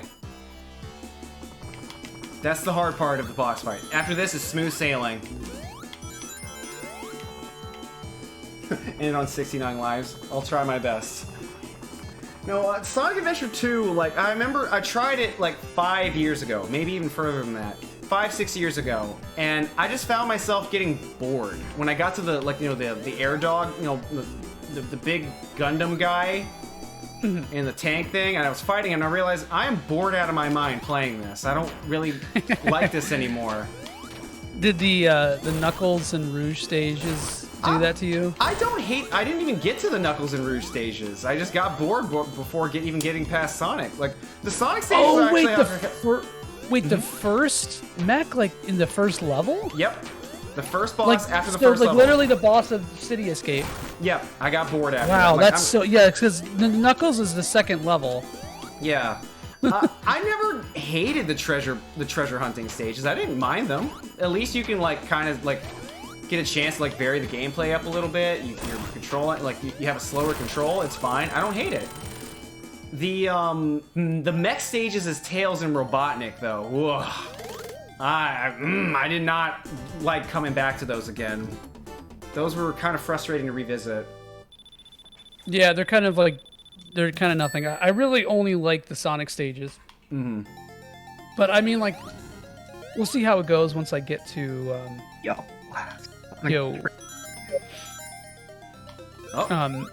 We'll see how it goes when I get to the rest of Adventure. All right, yeah, let me know how that goes, because like I still have like my memories of Sonic Adventure 1 and 2. I will always treasure. I don't know if I have it in me to ever play those games again. Yeah, I'm of the opinion I'm realizing that, this bad with. Oh, I was supposed to be convincing Joey that Adventure 1 is actually big brained. I'll do that at some point. It's big brained if you have a small brain. Oh no, Robotnik, you fuck! Oh, rip. Wow, 65 lives. This is a really good run. Dude, no, he hasn't even gotten hit this entire game. He has not gotten hit. This is insane. He's one shot every single blue sphere except one. And I think I got screwed over by RNG on that one. Yeah, you like, I think you messed up on like the second to last one. Yeah, no, I meant to turn and it didn't. The input didn't read, and I'm like, oh, I guess I'm gonna hit this red then. That's blue sphere, baby. Yeah, it's fine. I'm not gonna put that kind of pressure on myself. If I get it, I get it. If I don't, I don't. It's not a big deal. So it was one of the Super Emerald stages. What's that? It was one of the Super Emerald stages you messed up on? Yeah, no, I think I got every single Chaos Emerald in a row successfully. I didn't miss a single one. Nice. Ah, fuck. Okay, I just need one more ring. There's gotta be one more around here. Because I don't want to fight Knuckles fair. I want to beat the hell... Oh, okay, fine. I'm pretty sure there's one more ring waiting for him. Yep, there it is. Yeah. I don't want a fair fight. I want an embarrassment. God, hypersonic. Just running into his ass. Nice. Oh, you love to see it. Oh, I wonder It's what so that good. could be. Look at that. It's I wonder what that Nikki. could be. Some kind of Foreshadowing. Oh yeah, speaking of adventure, Okay. I got my setup done earlier for the mods. For some reason, I had an issue. I was using like an outdated version of better SADX, and there was like no music at all, and I had to fix that. Very annoying. And I still have to fix Sonic Adventure 2. At first, it wasn't running on my computer at all, but now it's running. But now the issue is that like sound clips aren't playing, and I have to troubleshoot that. I had no problem with better SADX. That worked like flawlessly to me, and that's why I was like super stoked to replay it, because I was like, oh, this actually looks pretty good for what it is, you know. And I was like, yeah, it's not a problem with the mod itself, but it was just an issue. I was using a really old version apparently. Oh, like clashed with the files or something. But yeah, I like this stage a lot because it's a Mega Man stage. It does feel like that, doesn't it? I really love the environment. I guess it's kind of like, Uh-huh. I guess it's like Airman stage, kind of. Yeah, Airman or even Bubble Man, to be honest. Yeah, I don't know. I like all the Knuckles stages. I think that's like, to me, that's like the peak of Sonic level design. Yeah, I would say that like stages. this is kind of a hot take, but like I'm not really a big fan of Sonic CD's stage design. I hate CDs. I love CDs. Okay, the stage design. Okay, yeah. Okay, it's fucking. It feels like RPG Maker stages. in Yeah, Sonic. it's I don't just know how a to great describe it. big It's too pile loose. of stuff all stacked on top of each other. Oh, there it is. There's the first hit. That was the first time you've lost your rings in this game. Holy shit. It happens. I'm mortal, I guess. Even I Almost. bleed. Even Frowny bleeds. I hesitated. Everyone I should have loses blasted tag him. level eventually. Yeah. Oh, there goes my super form. I've never taken a hit like that before. So, alright, well, first time for everything. Fucker! He almost got you again in the same way. He's trying to it's- flex. That laser's kind of hard to, kind of a bad position to be in. Oh man, that annoys me, but we will press forward. Ever Mecha forward. Sonic. I love Mecha Sonic. This But is you how know, it happens. I actually really like CD. I think CD is in my top 3. I think it'd be- That's think fascinating. Origins kinda smooths over some of my issues with it, because I hate the special stages in that game so much. I think they're Oh, awful. dude, they're my favorite. Those are my favorite ones, I think. Fuck. Oh. Yeah, low rings. I when you mostly have low just hate rings, the everything just falls apart. Yep. But like, I guess they're not that bad to play, but like, being able to retry them as much as I want in Origins makes it less frustrating. And last time I played it, I didn't hate it, but like, Wait, you get unlimited tries in Origins?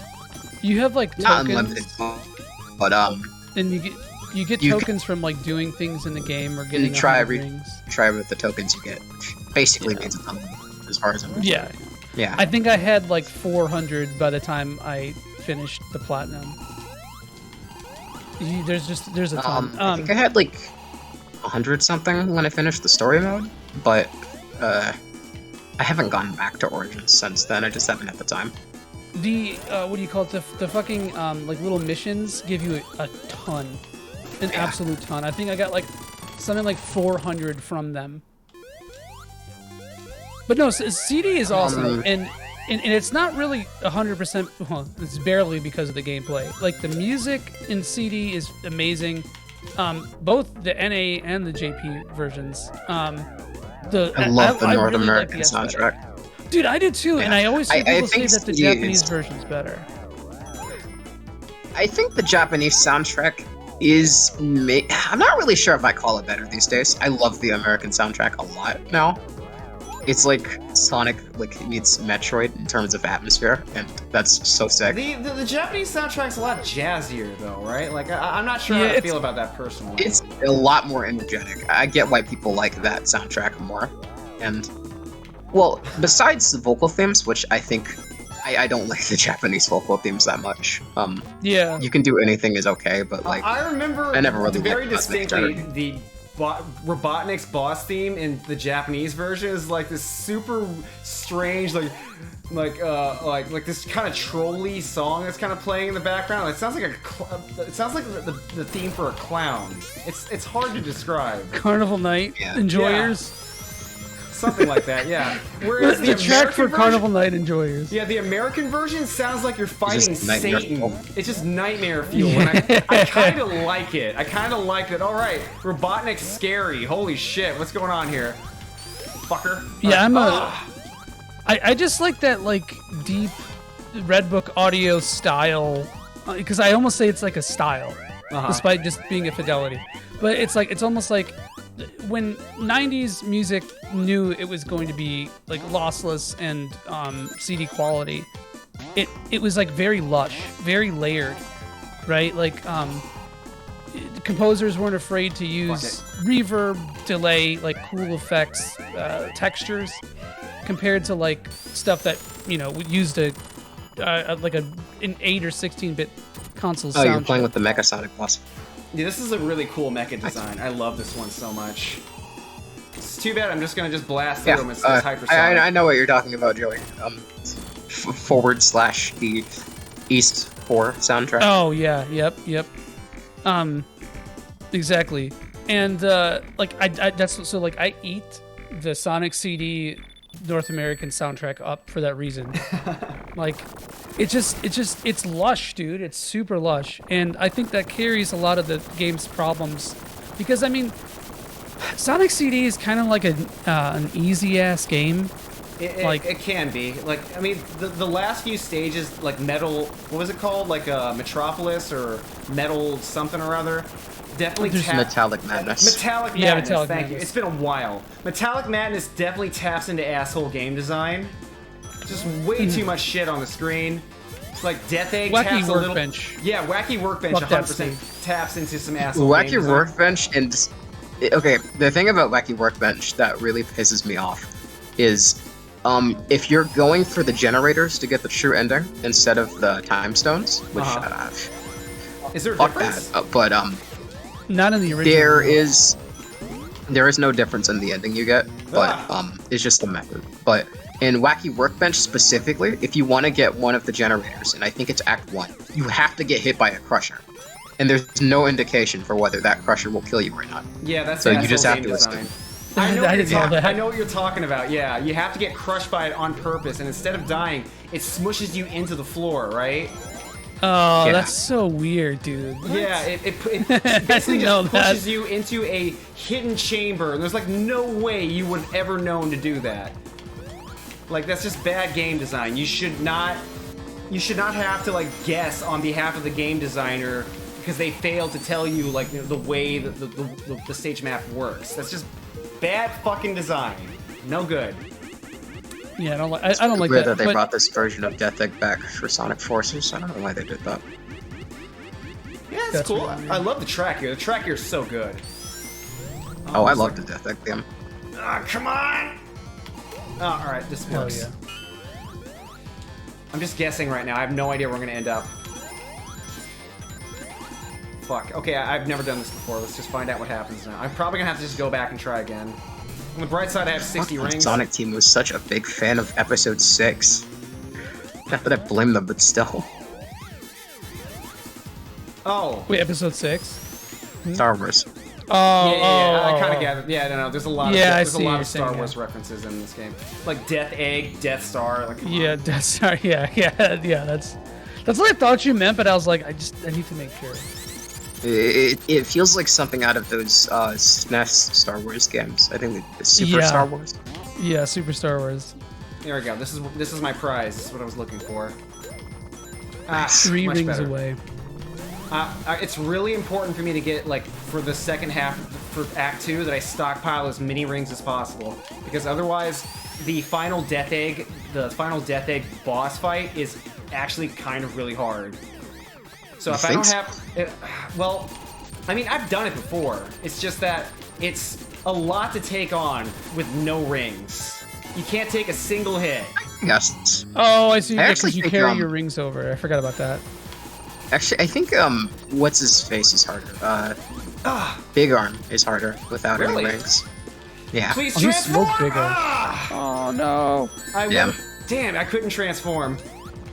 It wouldn't let me. Oh, rip. Okay, well, things just got complicated. I disagree. I think the final Death Egg robot is way harder than Big Arms. Because Really? I've done both. I actually haven't both. Actually, on my you know channel. what? I think Act 1's boss for Death Egg is a bitch without Supersonic or Hypersonic. Oh, for sure. Well, with that eyeball thing, that thing is awful without Yeah. Hypersonic. I don't know why they designed him that way. That was kind of a dick move, by the I'm way. like drawing a blank on what the first Death Egg. I mean, form is. you're gonna see him soon, so don't in just worry. a second. Yeah. Like his stage, his boss design is just like, it's just batshit insane. It's just hitboxes constantly. There's so much stuff going on. Like he starts spinning like spike balls everywhere, and like if you don't have a way of getting past it, like getting past his hitbox, you just gotta outweight him. Yeah.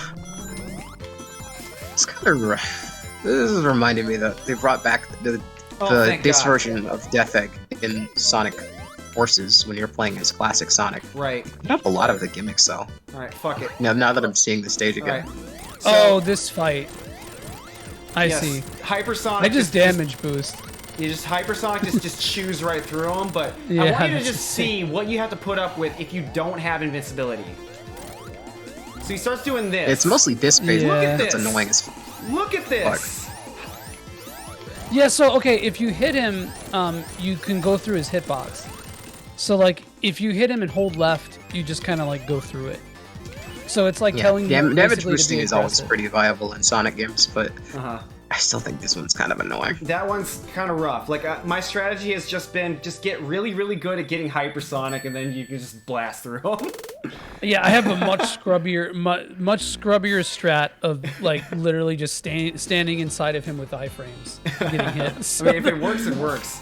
All right, now yeah, watch yeah. out. I just That little asshole right there has killed me so many times.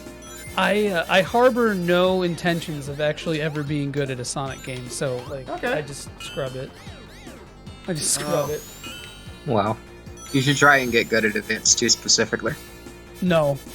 Okay, this part. Yeah, dude. No. Advance 2 is so fun to actually be good at. That game is like 10 times more. There's like so much little tech in that game Which that one? you can learn. Advanced 2. Advance 2. I never played the advanced games. Oh, what? Never played the advanced games. I never owned the Game Boy Advance before, so I just never got around to it. Dude, you would fucking. Oh I my think you'd really like gosh. them. Yeah, that's like You would love shocking Advance to me. 1 at least. Oh, for real? Okay. No, Advance 1 is really good. Advance 2, I'm not a fan, but like it has some really good level design, and it's a solid game. I think. Fucker. It has probably some of my least. Okay, so to get to the special stages, you have to do a bunch of fucking stupid dumb shit. Right. And like You have the to- special stages oh are my awful. gosh. It's like that's the big thing for me. I just hate that so much. But like the level design itself is fine. Like like just playing through the game, critical path is like totally fine. It's a pretty Okay. good game. And I think Advance 3 has the same problem. Advance 3 has like the same problem, but like it has more Sonic CD-esque level design. Forgot about this. I think that's a good way of putting it. Although I actually like Advance 3 more than CD because I'm a sadist. Oh yeah, that's fucked up. Was Advance I don't 3 like think- really controversial or something? Yeah, that one. No. Doing it. I hear a lot of. Oh, there it is, baby. This funny sex number. We did Got the it. thing. I did the You got thing. the- We did it, guys. You fuck. The only Demp Sonic game I don't really care for is probably, well, no, besides Lost World 3DS, that game is a crime against humanity. That's different is. from the Wii U one, right? Yeah, I hate the Wii U version too, but I think the Yeah, 3DS version Visor, might this be a is little totally bit a worse. video game. Visor, you missed this. Look at this man's lives. Just take a look at that for a second. Good God. All right. This is an RPG Maker game, Visor, in case you were wondering. Dude, I'm really curious. You should stream Sonic Advance. That's Sonic Advance trilogy, dude. I'm really curious to see how you feel about this. How I would play it. Okay, yeah, sure. Especially considering like you're actually good at these games. There's a lot of retro art games that I wouldn't mind. Like, ow, you fuck. Oh, I'm sad now. I'm really hoping. Yeah, I was about to say you should just go hyper. This is a bad stage to not have a thunder shield. You really want to have a thunder shield, and I want to stockpile as many rings as possible. So. Water. Come what on! is the B? Oh hell yeah! Stay down. Okay, good. See, I never really did those mini games ever in this. I don't really bother with them either, unless I'm trying to like get a bunch of lives or whatever. No, the shields are critical to like stockpiling lives and rings. You need to have a shield. Yeah. Like I feel very naked without one. It's the bonus stages in this game and Mania that I never bother with. Although Mania's bonus stages. Mania, I did not care for the special stages because like doing a blue spheres run is really time consuming and mentally exhausting. And doing that every like 30 seconds to a minute, it just drags the pace of the game out completely. At least with Sonic 3, when you get all the Chaos Emeralds, you don't have to do them anymore. You just go back to playing the stage, you know? But to insist on that being a normal part of the game every 30 seconds to a minute, it just completely kills the pace. Wait, yeah. so when you get all the Chaos Emeralds, you still have to do Blue Sphere? No. When you go into like a special stage ring with all the emeralds, you just get like 50 rings. You get 50 rings, so you don't have to do them anymore. So what ends up happening is that like the pace of the game just I mean, if you have Thunder Shield, it's not a problem at all. Hell yeah, Tails ain't shit though. Sorry, Tails. You should have had a Thunder Shield. Go fuck yourself. Tails sucks anyway. Don't worry about him. Hey, don't be mean. Okay. His own game. Get down. Okay. All right. Aw, so much for 200. Had his own games, actually. Yeah, I forget about Tails Sky Patrol a lot. Oh yeah, that was a game. That was a thing. That was a game. That game. You don't like it? Oh, this boss. Fuck this boss. All right, this is kind of a problem because like the issue here is that I'm at 5 minutes right now in the stage, and that means I have 5 minutes to beat this boss, Death Egg Robot, and clear the stage map before I run out of time. So I need to work fast, and I'm not hitting him right now. All right, that's one. Don't hit me. That's two, I think. I think you hit him once. Okay, we're just gonna hang out. We're gonna wait. 3, 2, 1. I hate this fucking boss, bro. Oh, I think the mechanic is cool, but I hate the execution of it. Yeah. There's actually one like this in Advance 2 as well, but it's like a auto side scroller. Might be worse than this actually. Okay, I have roughly about 4.5 minutes. I can do this. You can, I believe. Come on. Oh, you got with Hypersonic yet? Yeah, Hypersonic shouldn't be a problem. It's just that I have had times where Tails will screw me over and I will fall through the floor and die. That's what I'm worried about. Tails is my biggest threat right now. So when I'm fighting the second half of the fight, I need to be really careful. Fuck! What? Come on. Why do you have so much HP? All right. Come on. Bounce. Ah, I need to save my ammunition. Come on. I just like do not understand the timing of this whatsoever.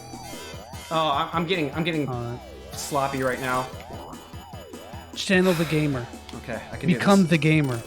I'm not really sure what the timing is either, to be honest. I played this game so many times and still don't really get it. I kind of understand the timing. Obviously, I don't have it like down. That should do it. Oh, there, hell yeah. Okay, nice. I have 3 minutes? 3 minutes 30 seconds. You got it. You got this. All right, fuck your battle theme. It's hypersonic time now. I love this track, but you know what? I just noticed this is a super theme from Sonic 2. Yeah, he's playing the air mod. Yeah. I need to hurry right now. So You'll I need be to fine, just dude. blast through them. With the final form with Hypersonic is going to be so fast. 3 minutes, you're fine. Yeah. Alright, this is the part of the This is fight so that I get. funny. This is the part of the fight I'm actually worried about. I'm very worried. Tails is my biggest threat. 8 He's hits? gotta pop his nose and then hit the thing, and then jump over the laser. Yeah, but the problem is I guess Tails you don't is have like to, the no? problem with Tails is that he'll try to help too, and then I'll go right through the hurt box and then die. Last one. Okay. There you go. Hell yeah, that's perfect. Easy I'm money. worried about 10 minutes. I don't think I can do it. Appreciate it.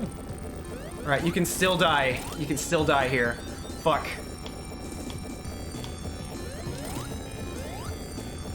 I'm running too fast. The problem is I'm running too fast right now. yeah, literally. I died here, by the way. Yep. I just want you to know. Yep. I I'm very, have died I here. had here when I was younger. I was playing Mega Collection.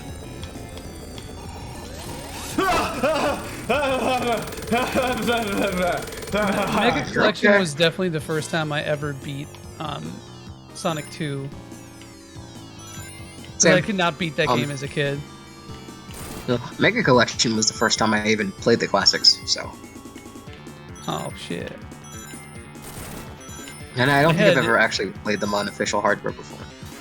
When I did the replay, I played 1 through 3 and a little bit of 3D Blast and Spinball on my Genesis, just to give it a run. Oof, Spinball. I don't hate Spinball, but like I hate it now, I think is what it comes down to. my memories of Spinball is renting it as a kid and getting stuck on the first stage and not knowing what I'm doing. That's wrong. everyone's memory. That has been supplanted in your head and everyone else's head. Oh, God. It's like a psyop, dude. I swear. And it's true. I mean, it's literally the experience that you have with the game. Like, I don't think anyone's not gotten stuck on that first level. The game's like, the game doesn't Dude, do a very good job lines. explain. It doesn't explain itself very well. Yeah, it's just a weird game. One. Rude. I played both the Genesis version and the Game Gear 3. version of Spinball, and I don't like either. Oh, the Game Gear I one think- is fucking worse, dude. That one sucks. Yeah. I mean, the game in general is not very good, but like, it's so much worse on Game Gear. You know what? I played something made up. I played the Brazil exclusive Master System version of Sonic Blast. How would you do that? I never played Blast before, and I heard that version exists, so I'm like, I guess I'll try this one instead of the Game Gear one. And I did. Blast is so fucking bad. What It a was crime. bad. It was bad, yeah. The only thing I good. never was able to beat that one. The only thing Good. good about it is that it takes like 30 minutes. You know, like it's like such a short, shitty game. It's really short, but like, I think I would rather just play the other Game Gear games. They're all better. I like Triple Trouble. And, Alright, Eggman, you're mine. Sonic Chaos. Triple Trouble is pretty good. Triple Trouble is actually I like a it too. good video game. And Did that's it. Sonic 3, guys. That was fucking. Long play. I'm assuming that's for just beating the game in one sitting. Yeah, I finished Sonic 3 in a single shot. I did it in about 2 hours, in about 2.5 hours. I believe, yeah, because I only played RE4 for about an hour. No, it was fucking I sick. still need to play that one. I played the first 3 Resident Evil games and said I would play every game in order. Oh my so God, next wow, would technically be Code RE4 is Veronica. one of the greatest games ever made. You are in for a treat. And I ended up beating the Yeah, entire but- game of RE4 on Cerulean Skies. Myself. Nice. Yeah. On the Cerulean Skies podcast network. Z, I tagged you in the a video that I had of him fighting the Carnival Night boss. It was extra Oh. cursed. Oh yeah, no. Did you no, get crushed? I did get crushed. I was like shocked. Like, wait, what? Dude, What? but the way he No. got crushed was like something I've never seen before. I've been playing this game for 25 years and I've never been crushed like that before. So It's like, insane. It caught dude. me It's- off guard completely. Like, what the fuck just happened? So I'm in a weird position now. Like, okay, so I played the 2 games that I really, really wanted to show for Cerulean Skies. Now, like, I have an open, like, what do I play on Thursdays now, guys? Sonic Advanced, dude. Play Sonic Advanced. Sonic Play Advance. Sonic Sorry. Advance. Okay. Those games Yeah. are mad short. You could finish all of them in like a single afternoon if you wanted to. Really? I literally did. I finished all 3 in like a night. Okay, yeah, I'll consider it. Because I do have other games that I would like to like just have something ongoing every week. Because like my schedule, I like to do Cerulean Sky streams at least once a week. And I'm just thinking to myself, what's a game that I could do next that'll keep me busy for? Yeah, I'm gonna try and start doing it now that I have a decent internet connection. Hell yeah. I did consider, I'm not sure if it was John or someone else, wanted to do Resident Evil 1 Remake. That'd be cool too. Yeah, if That they game look- is so fucking good. No, it's great, and like my appetite for Resident Evil has not been sated yet, and also I just want to play as Jill for again, so I might do RE1 next week. So far I've only played the remake of the first game and the PS1 versions, or I guess technically GameCube versions of 2 and 3. Yeah, I never played never played the original PlayStation 1 RE games. They're a little, at my shallowest, they haven't aged well to me, so I probably won't. It's I sort think of hard 2 to and 3 are justify. amazing, actually. Yeah? Yeah, 2 and 3 are still very, very fun to play, but 1, I feel like it's hard to justify its existence when remake exists. It's just so much better. It completely blows it out of the water. Well, not to justify its existence, but like feel the urge to play it when remake exists. Yeah, no, I understand what you mean. But it's still good. Like I think it holds up really well. You know, the controls don't feel that much worse than the GameCube version does. Right. It's kind but of I hard played to... Go ahead. I played the N64 version of RE2 before I played the PS1 version, so that was interesting. I've always wanted to play that one. It's such like, an something interesting about it port. feels smoother. It feels smoother, I swear. Probably the analog stick, I'm assuming. Yeah, Maybe? I think it just fits it better. Oh yeah, Klonoa's out. I could stream that. Oh yeah, people keep talking about that one. It's there's a Klonoa game for Steam now, I think. It's remakes of the first 2 games. Oh, that's the awesome. only 2 games that matter. All right, maybe I'll add that to the wish list and give that a try because that looks kind of interesting. GG's indeed. Appreciate it, Seth. Thanks for tuning in. Thanks for watching me just scrimblo through Sonic 3. It was a good Scrimblo. Yeah, no, I did get tagged a couple times, but otherwise I'm pretty happy with this run. I missed 1 Chaos Emerald, so that still bothers me a little bit. See, look at Sonic. He's just so disappointed in me. He's like, dude, you let me down, man. I'm sorry, Sonic. I'll try again, okay? You went into the game with 70 lives. Nothing to worry about. I like legitimately did not know you could get that many lives without like actively farming for them. Yeah, I mean that's the run. You can get more with Tails. Tails is insanely broken. Still hate Sonic. Jesus Christ. That was fun. Yeah, I'm thinking. Okay, so it's almost 11 o'clock on my end, so we're probably gonna call a stream here. Yeah, it's 1 a.m. for me, so Fuck, good you should timing. get some sleep, my brother.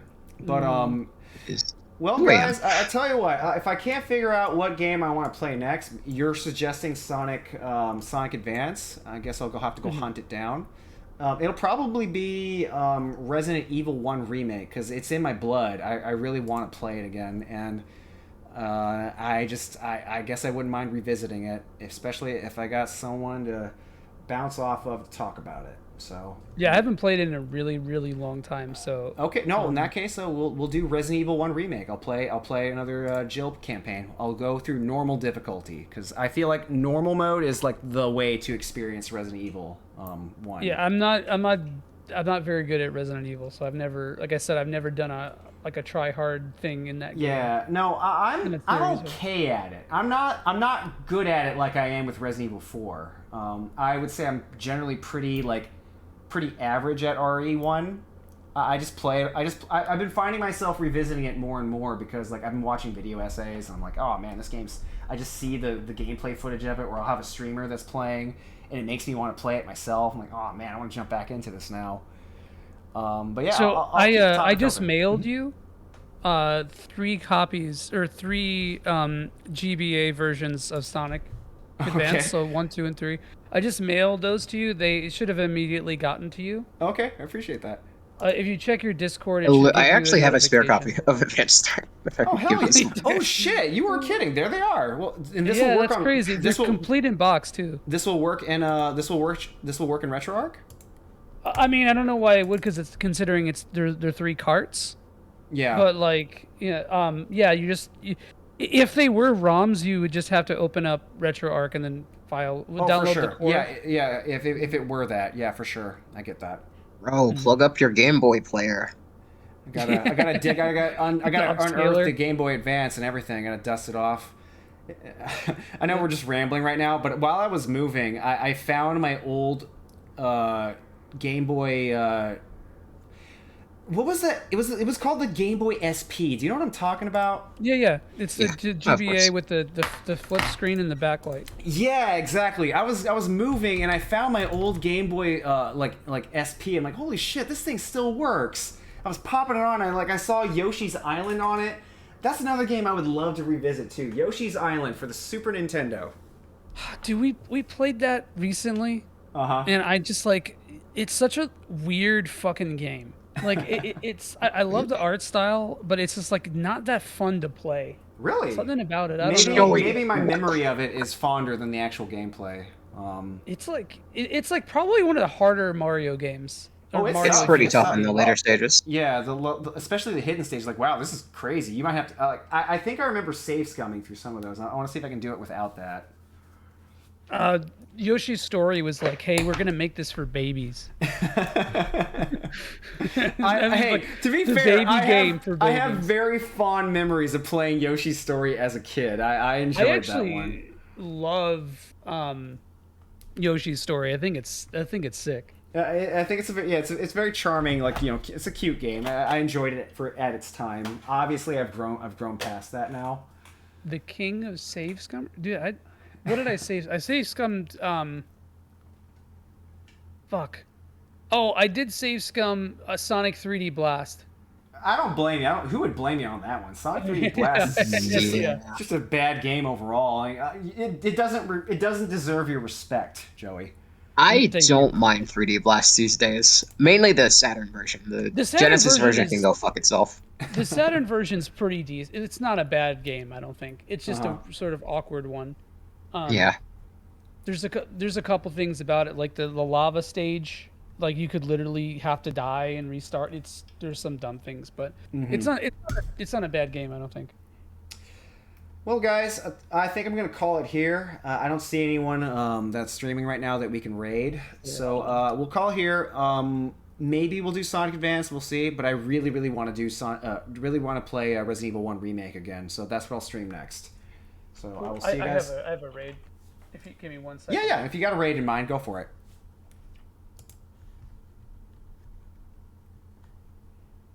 Thank you guys for hanging out. This was a lot of fun. Yeah. It was really cool to watch you fucking smash both of these games. That's right. I did finish. And at the last second, but it was really cool. I mean, the VOD's there if you want to check it out. But yeah, it was fun. Looking forward to more. I'm gonna start the raid. Yep. So take care, y'all. I'll see you soon. All right. Take care. Bye bye. All right. Take care, guys. Bye. All right. Night, guys. Good night.